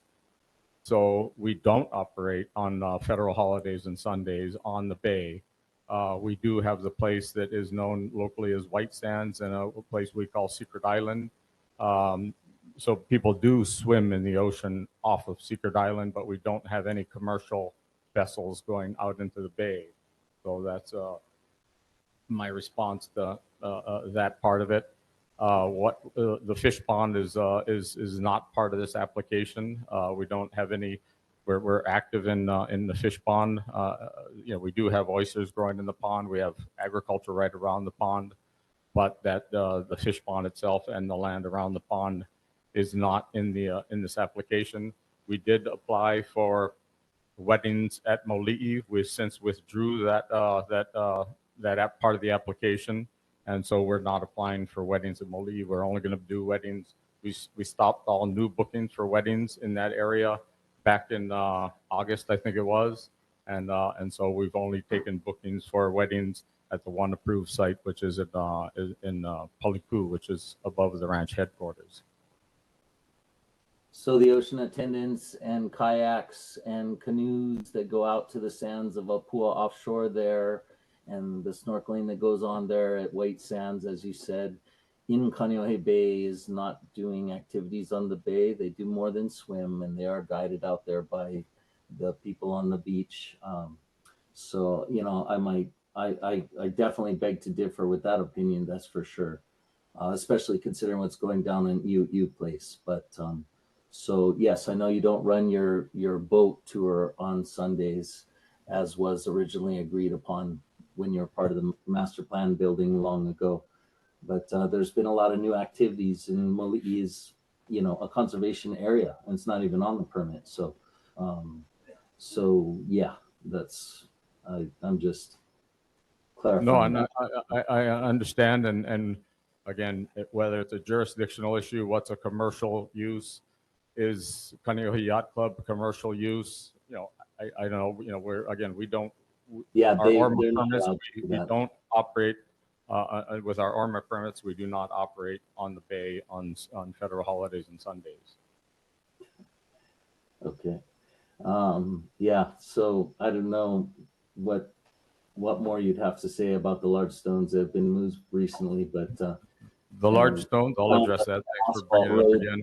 So the large stones, we do have a landscape approach to things. One of them was a large stone that was lying on its side. We tipped it up, and we, sought advice, from some kupuna that we thought were appropriate, and so it went from lying down to standing up, and we did that twice in recent months, and we thought it was an enhancement to not only the pohaku itself, but to the surrounding landscape. there are others that have disappeared completely and found underneath the new roads that are being built where the asphalt is going up the road. But I think I've said enough, and I just want you to know how egregious that some of these impacts are to the Kuleana families and the people of Hakipu'u and Kualoa, as well as the 1,000% increase of activities and how that all of that activities, how many times are they driving across the roads that go through the streams of Hakipu'u, and how does that impact our water quality both in the streams and down below where those people are swimming at White Sands. And so there's a lot of issues surrounding it that go beyond these thoughts of, oh yeah, we've done some improvements here and there. So it is all part of a state inventory of historic places. It's got its number as a traditional cultural landscape, as a sacred space, and so it needs to be dealt with and attended to with culturally speaking, appropriately, and with the proper archaeology going on prior to, not after the fact. But thank you, Chair. Thank And you, Ian. for your comments, John. John, can I ask you, in the past, I've even been a part of discussion groups that you have convened. Herb Lee helped to facilitate some of those and so on. What ongoing interface do you have with the community, including Hakipu folks, that can help to bring some of these issues out, get them addressed in the best possible way? We have periodic meetings with a few people from the community, many of which you know, but no formal meetings. You know, there were definitely issues raised and differences of opinion, pretty significant differences of opinion that there was not a very welcome engagement. You know, so you know, we would look forward to a productive dialogue on some of this stuff, and but you know, that hasn't been what we've perceived as a you know, kind of a how do we seek common ground. It was definitely not the intent that we received, but we would love to have engagement that is productive for the community good for the long run. Ian, can I ask you kind of the same question? What would help as far as that kind of more productive interaction and in a timely fashion, so that the issues like moving of Pohaku and so on could be better addressed? Transparency and oversight, and willingness to have cultural monitors come up into the valley on a regular basis. The challenge is that when we were doing that in regards to the extreme races or whatever their Xterra races that were going through the sacred spring of Puna and these things, that after the community was part of a process, since then their bamboo patches have been destroyed and other things have happened that have really caused the community to stand back and say, whoa, everything that we say has an impact on the landscape. And whether that's liminal or not, I would rather defer to some of the constituents that are on here and probably want to speak rather than speaking on their behalf. I've been blocked my email and such from responding to John, so I can't do much more to reach out to him. So, and that was from years past, from being arrested. Thank you, Ian. Appreciate your time and your input. Is there anyone else here from the community that has any input that they want to chime in on? Is there anybody online? No, I don't see any. Summer Fukumitsu. Okay, yeah, Summer, go ahead. We hear you. We don't. Summer, I think your mic is off. Yeah, you'd have to unmute yourself, Summer, if you can hear me.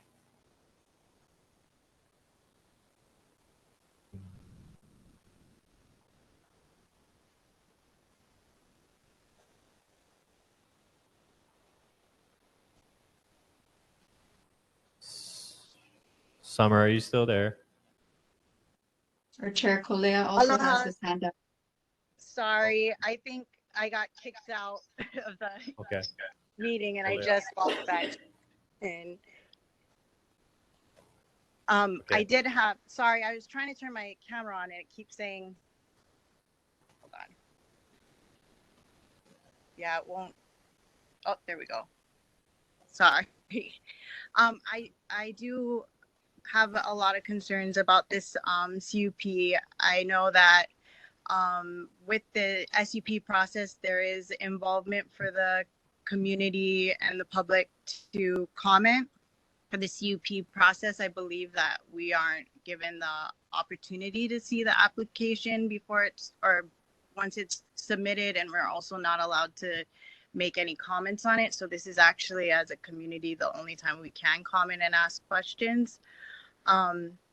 I'm concerned about the tour roads that are constantly being built in Hakipu'u. There's been a lot of tour roads, and I feel like it's really destroying the traditional landscape of the area.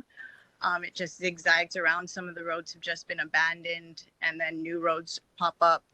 Like Ian said, a road went up to where the bamboo patches that Ohana has gathered from for generations, and destroyed that area. There's the roads that go over the streams and the tributaries, and all of that water flows down, to our farm, to other farms, to the ocean, and that impacts us. And I guess for our question, I would like to know, the original CUP and SUP, they were so limited, and it was in 1985. I think there was like one tour road listed. I guess my question to John or G70 would be, how many miles of road has been added since the 1985 CUP? Do you have an estimate of how much miles those roads take? I know you had said it's agricultural, it's used for agriculture. I haven't seen actual agriculture, trucks go through there, but I see hundreds and hundreds of tour vans go up and down those roads constantly all day long. And our family's up in the valley pretty often. So I just want to know if you guys have an estimate of how much acreage or miles altogether those tour roads take up. I don't have an exact number on it. No, I don't. But again, it's interesting from a cumulative impact point of view. We definitely feel like the volume of business that we have is exactly what translates into more agricultural production and the better care of the lands. I think anybody who looks at old pictures will realize that there's a lot of grassland around, and then because we're in Hawaii and there's tons and tons and tons of invasive species. Artesia wasn't even here 20 years ago. There's so much invasive species. And so while there's some characterization that we're destroying the landscape, there's other characterizations that we're actually improving the landscape. And so again, I acknowledge that there's a difference of opinion. Again, it's from an agricultural point of view, it's okay to have ag land with zero productivity and all invasives. That's okay according to the law and according to many people's perceptions. When you try to improve it and actually produce food, restore taro patches, that's overlooked because of a certain goal to try to, have a certain viewpoint that's being put out there. We recognize it, but we dispute the fact that the overall cumulative effect is a bad one. We think it's actually a good one. Because we are active. And again, I think we have 50 or 60 people in ag, and that's our biggest growth area right now. And we think we're going to continue to do that. And it's because of the tourism. And so there's a direct correlation between the volume of our business and our ability to expand in the areas that we think are good for the community and good for the land. With over 2,000 visitors visiting the ranch every day, do you know how many times a tour vehicle drives through the Hakipu'u stream or through the tributaries in Hakipu'u? I don't have I don't have that number right now, but we would be actually happy, and I'm sure Taylor would be happy to do water quality testing along the stream as part of an ongoing, data gathering. I think that would be a very worthwhile thing to do, that I think we can actually commit to that. And then I am concerned that Moli'i Fish Pond isn't considered in this CUP, considering that there's tours going through Moli'i Fish Pond on a regular basis as well every day. How is that? Why is there a reason why the tours through Moli'i Fish Pond aren't included in this CUP? I think from a technical point of view, I didn't think we needed it. Is that, it's not part, again, we look at different parts of the operation, and from what we understand, we didn't need to go to look at the tours of that part of the operation because, again, they're non-exclusive uses of areas of the land. And so while we, acknowledge that we have tours of land, we have tours of the fish pond, they're in a boat, and you have another. Summer, I will have to review it specifically, but I believe the conservation district use permit covers those activities. So I will look into that. Oh, so you guys have a permit to be doing tours through the fish pond then, through the conservation permit? We got a conservation district use permit back in 1986. And is Secret Island also considered part of this CUP since the tours and activities that are taking place in Secret Island? Yes.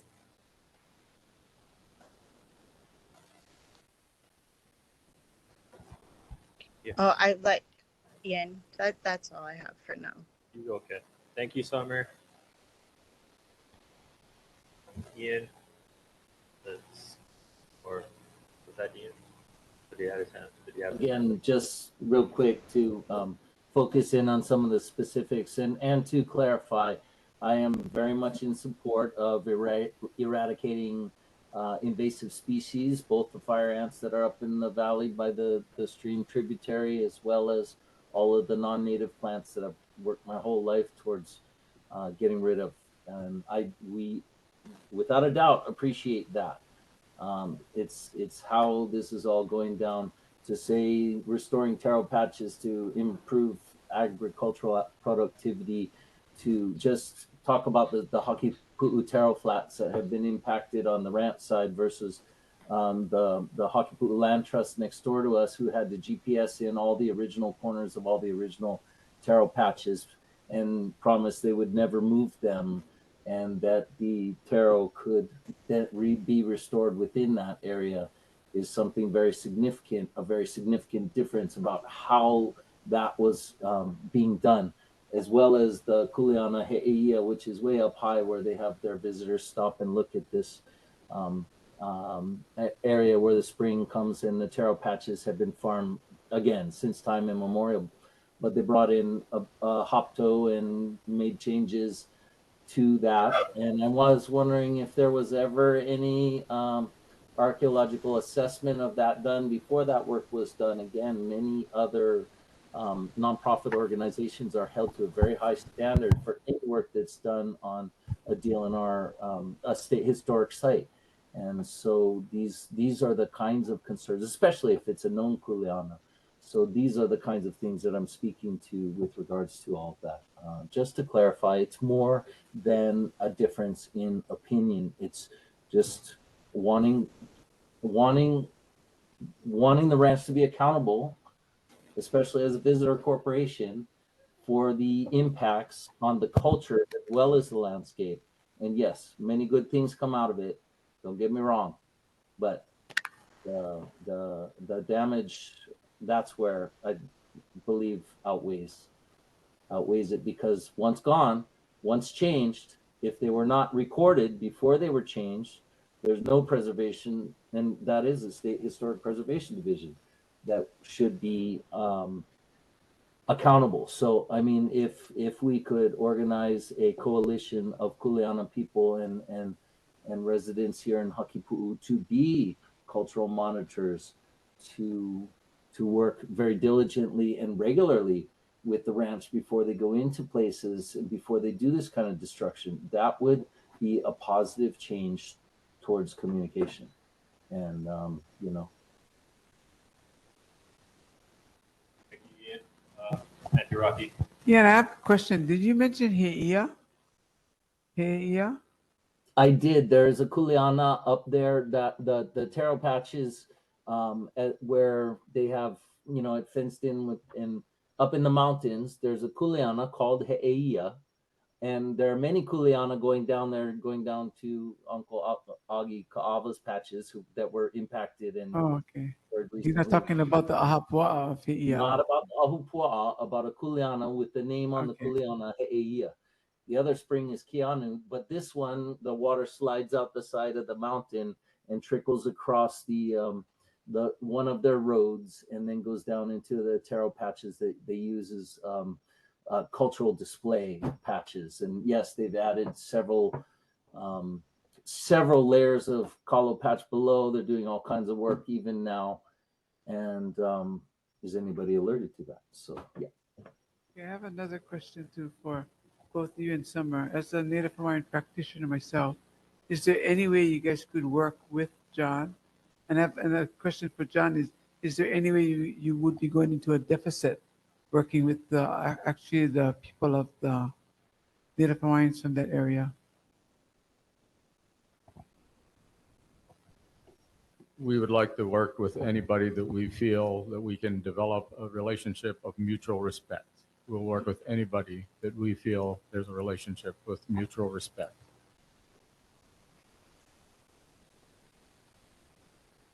Summer? Joni, Yes. what are we being asked? Being asked at the neighborhood board. That's a good question. My understanding, this is an informational meeting. They're just giving us the information. There's no request from them for anything. They just want to come and report on. Okay. So with that, I'd like to kind of echo what Rocky brought up too, and encourage John. And actually, Barbara, you folks have done a lot of work on this side of the island for all kinds of entities. I'd be really curious to know what G70 might suggest in the way of a sort of a community cultural impact resolution. How do you deal with that? These are difficult things. I mean, everybody, we've all been involved in this for a very, very long time, and we're not going to, any of us, be here forever. What do we set in place that's going to help for keeping peace in these three ahupua'a? We're facing some really huge issues out there. John, you and I have talked about things like septic systems that are failing, and areas that are of the highway that are fully into the ocean and so on. So we have a lot of work to do generations ahead. What mechanisms do we set up to make for peace and prosperity at the same time? Okay. If that is it from, Ian, what's up? I'm just Last going thing. to answer Rocky's question.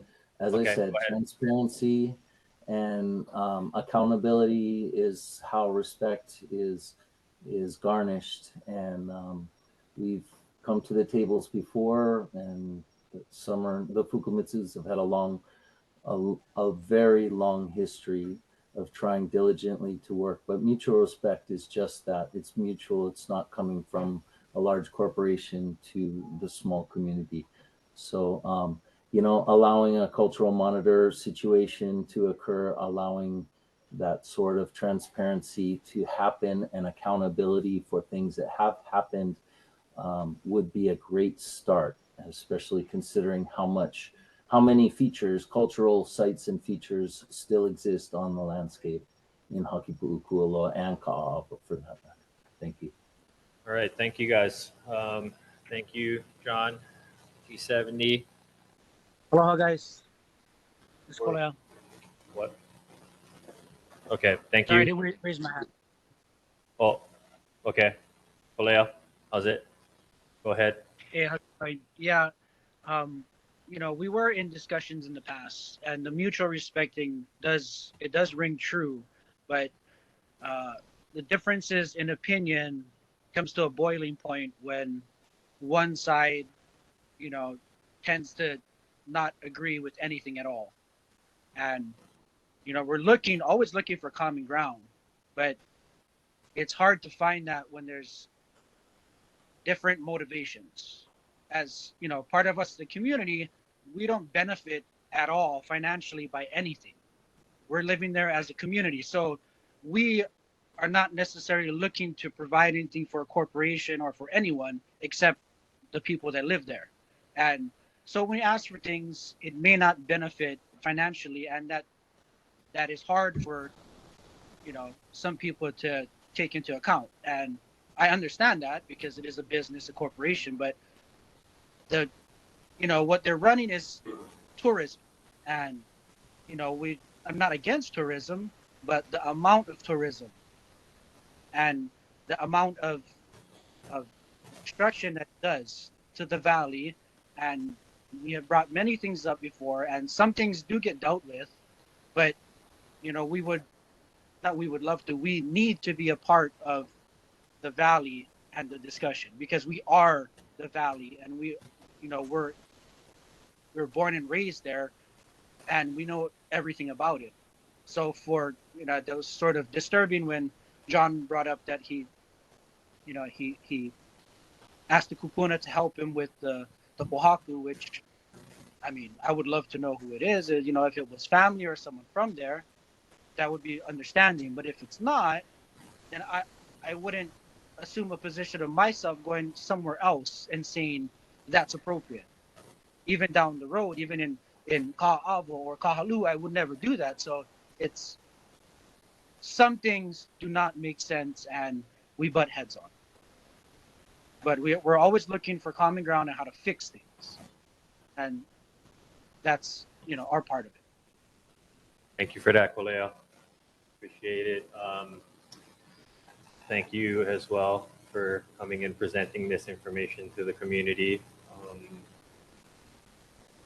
I believe that we've got a lot of things out from both sides that it's going to start the thinking process, you know, from your guys' end as well as the end of the community as a whole. And I think that, you know, you know, as a community, we always should consider working with the people closest to us, and we do have to always try to find that common ground, like you're both speaking of. So thank you guys for coming tonight and sharing this with everybody.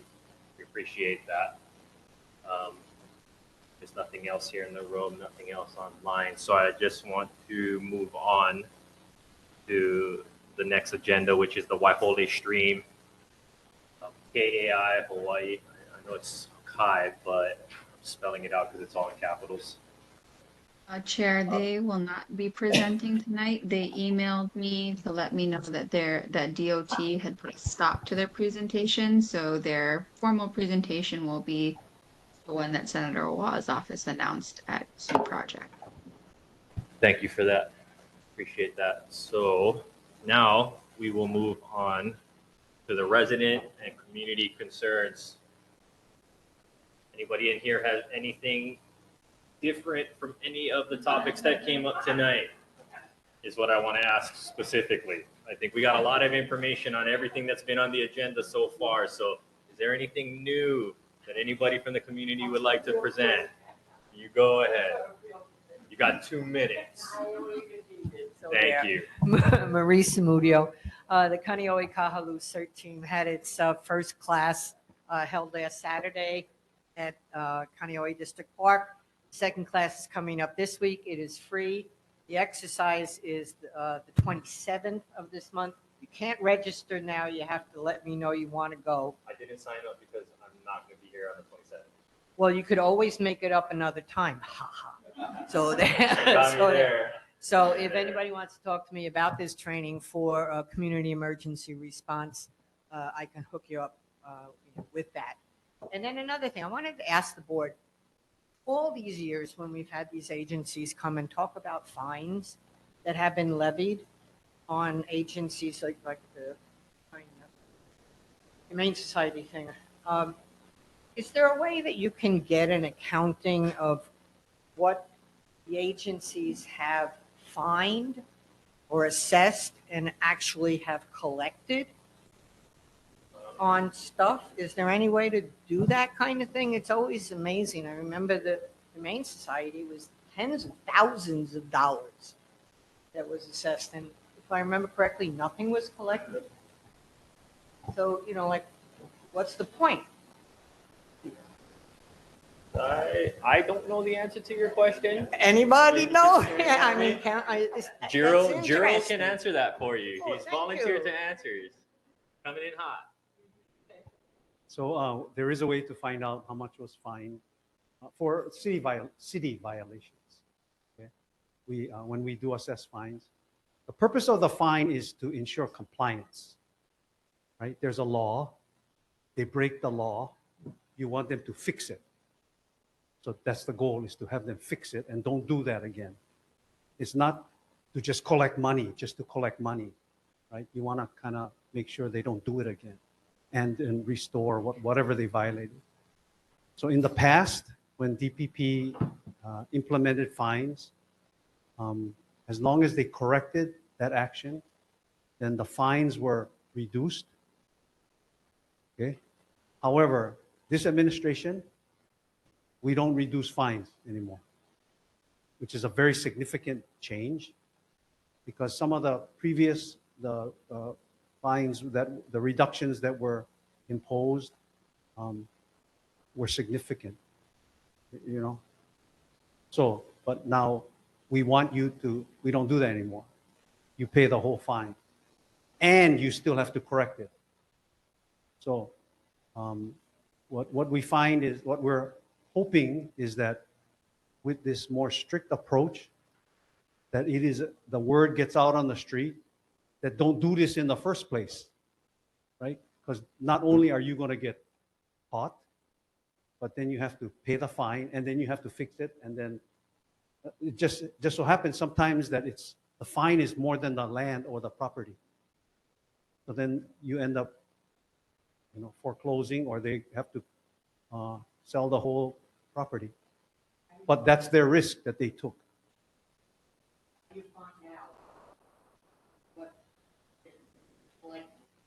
Oh, you can ask us.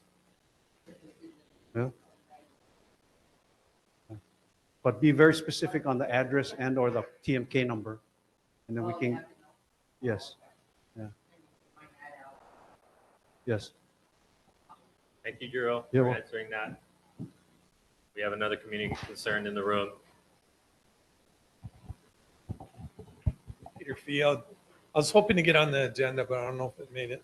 It's about Kahaluʻu Park. We'll move into Waihee now.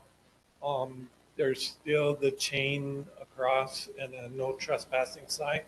And I keep getting asked by the school, the key project here, and the park is aware of it, but it's the higher up in the city and county parks are the ones that put the chain blocking our access to get into and take care of it.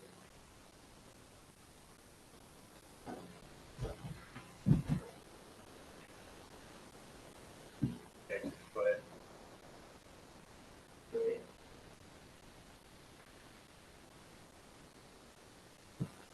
Hello, everyone. My name is Navin Tagore. I'm a resident of Violet Point and a new community forester with the Division of Urban Forestry. So I talked to Peter about Kahaluʻu Park a little bit before, and unfortunately I don't have any news on the chain link fence, but we have pretty much general, say, not support necessarily, but no opposition to opening it back up from the district manager and my boss in forestry. But that request is spoken. Dorothy Lynn. So We'd like to get rid of the chain. yeah. Yeah, and I understand that, and unfortunately I don't really have views on that particular thing.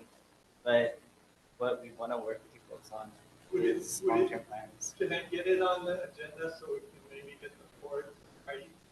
That would be better. Jesse. Peter, can you email it to me so that I can formally put it on the agenda for February? Sure. Thank you. We have some exciting news about Kahaluʻu Park, though. We want to work with you folks on long-term plans to actually potentially build in a dirt path through the easement that goes back to the parcels, that the one with the private fence. So there's potential there to actually build in a new access to kind of open it up and have it so there's no access to the baseball field. That's kind of the city's main concern, that there's traffic to the baseball field. That's from what I understand. I'm very new here, but from what I understand is the reason. However, you're saying that the concern of the city is access through the baseball field. Yes, yes. Generally speaking, they're pretty supportive of Kahaluʻu. Thank you for that. Appreciate it. Peter, Jesse, to get you on the agenda.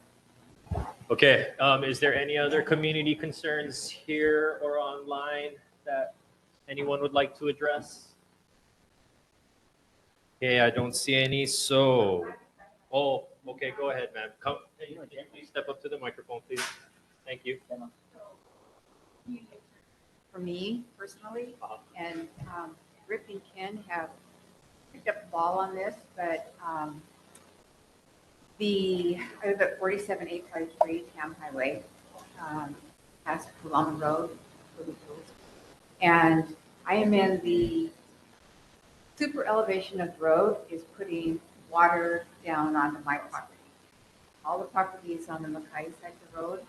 I'm the only property that gets the runoff from the mountain that comes down. And it's because throughout the years and probably in the late 80s, they regraded that road and they the radius and the super elevation of the road. And then throughout the years, just cleaning the road and doing whatever, it has sloped it more. So all of the water has nowhere to go but down my driveway. So I have a thumb drive and I need somebody at DOT, Department of Transportation, I believe, that's probably where it's going to have to go. They're going to have to change the road. Only way that this can be done. There are two drains that Ken and Rick came out and looked at, but these are, water is not able to flow into these drains because of the radius and the elevation of the road. So the drains are useless because they don't even take any water. I do. So I just need a direction on where to go, who to talk to, and how to do it. Dee, can you send that to Senator Awa's office and then attention Ed Sniff and DOT? Yep. I thank you for your latest video on that, because that really shows how the water's coming down. So when I went out to look at the situation, there's a drain inlet on the Mauka side of the road just past the driveway where all the water comes down.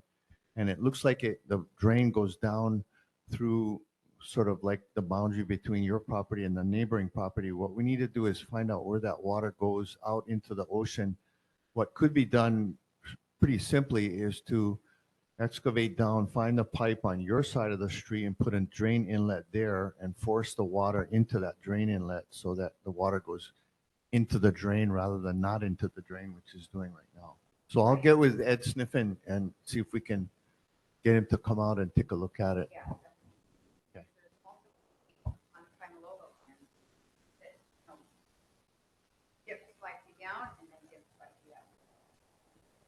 Most of those drains along the highway, I just wanted Ed to come out and look for himself, because it's a simple grading cleaning up issue, because you know the soil around the drain inlet is full, so there's no way water can flow into it. So it's a kind of an ongoing maintenance type of a situation. Let me get on that one too. That drain, it's the same drain. It's just like the one on Pulamo Road, all plugged up. They get, I think what, from her place, there's about 3 drains on the side of the road, but they're all plugged up. You know, the state no can, I don't know, they don't even clean a sidewalk over there. There's a sidewalk from Waihole School, come all the way to Ka'alaya. And the,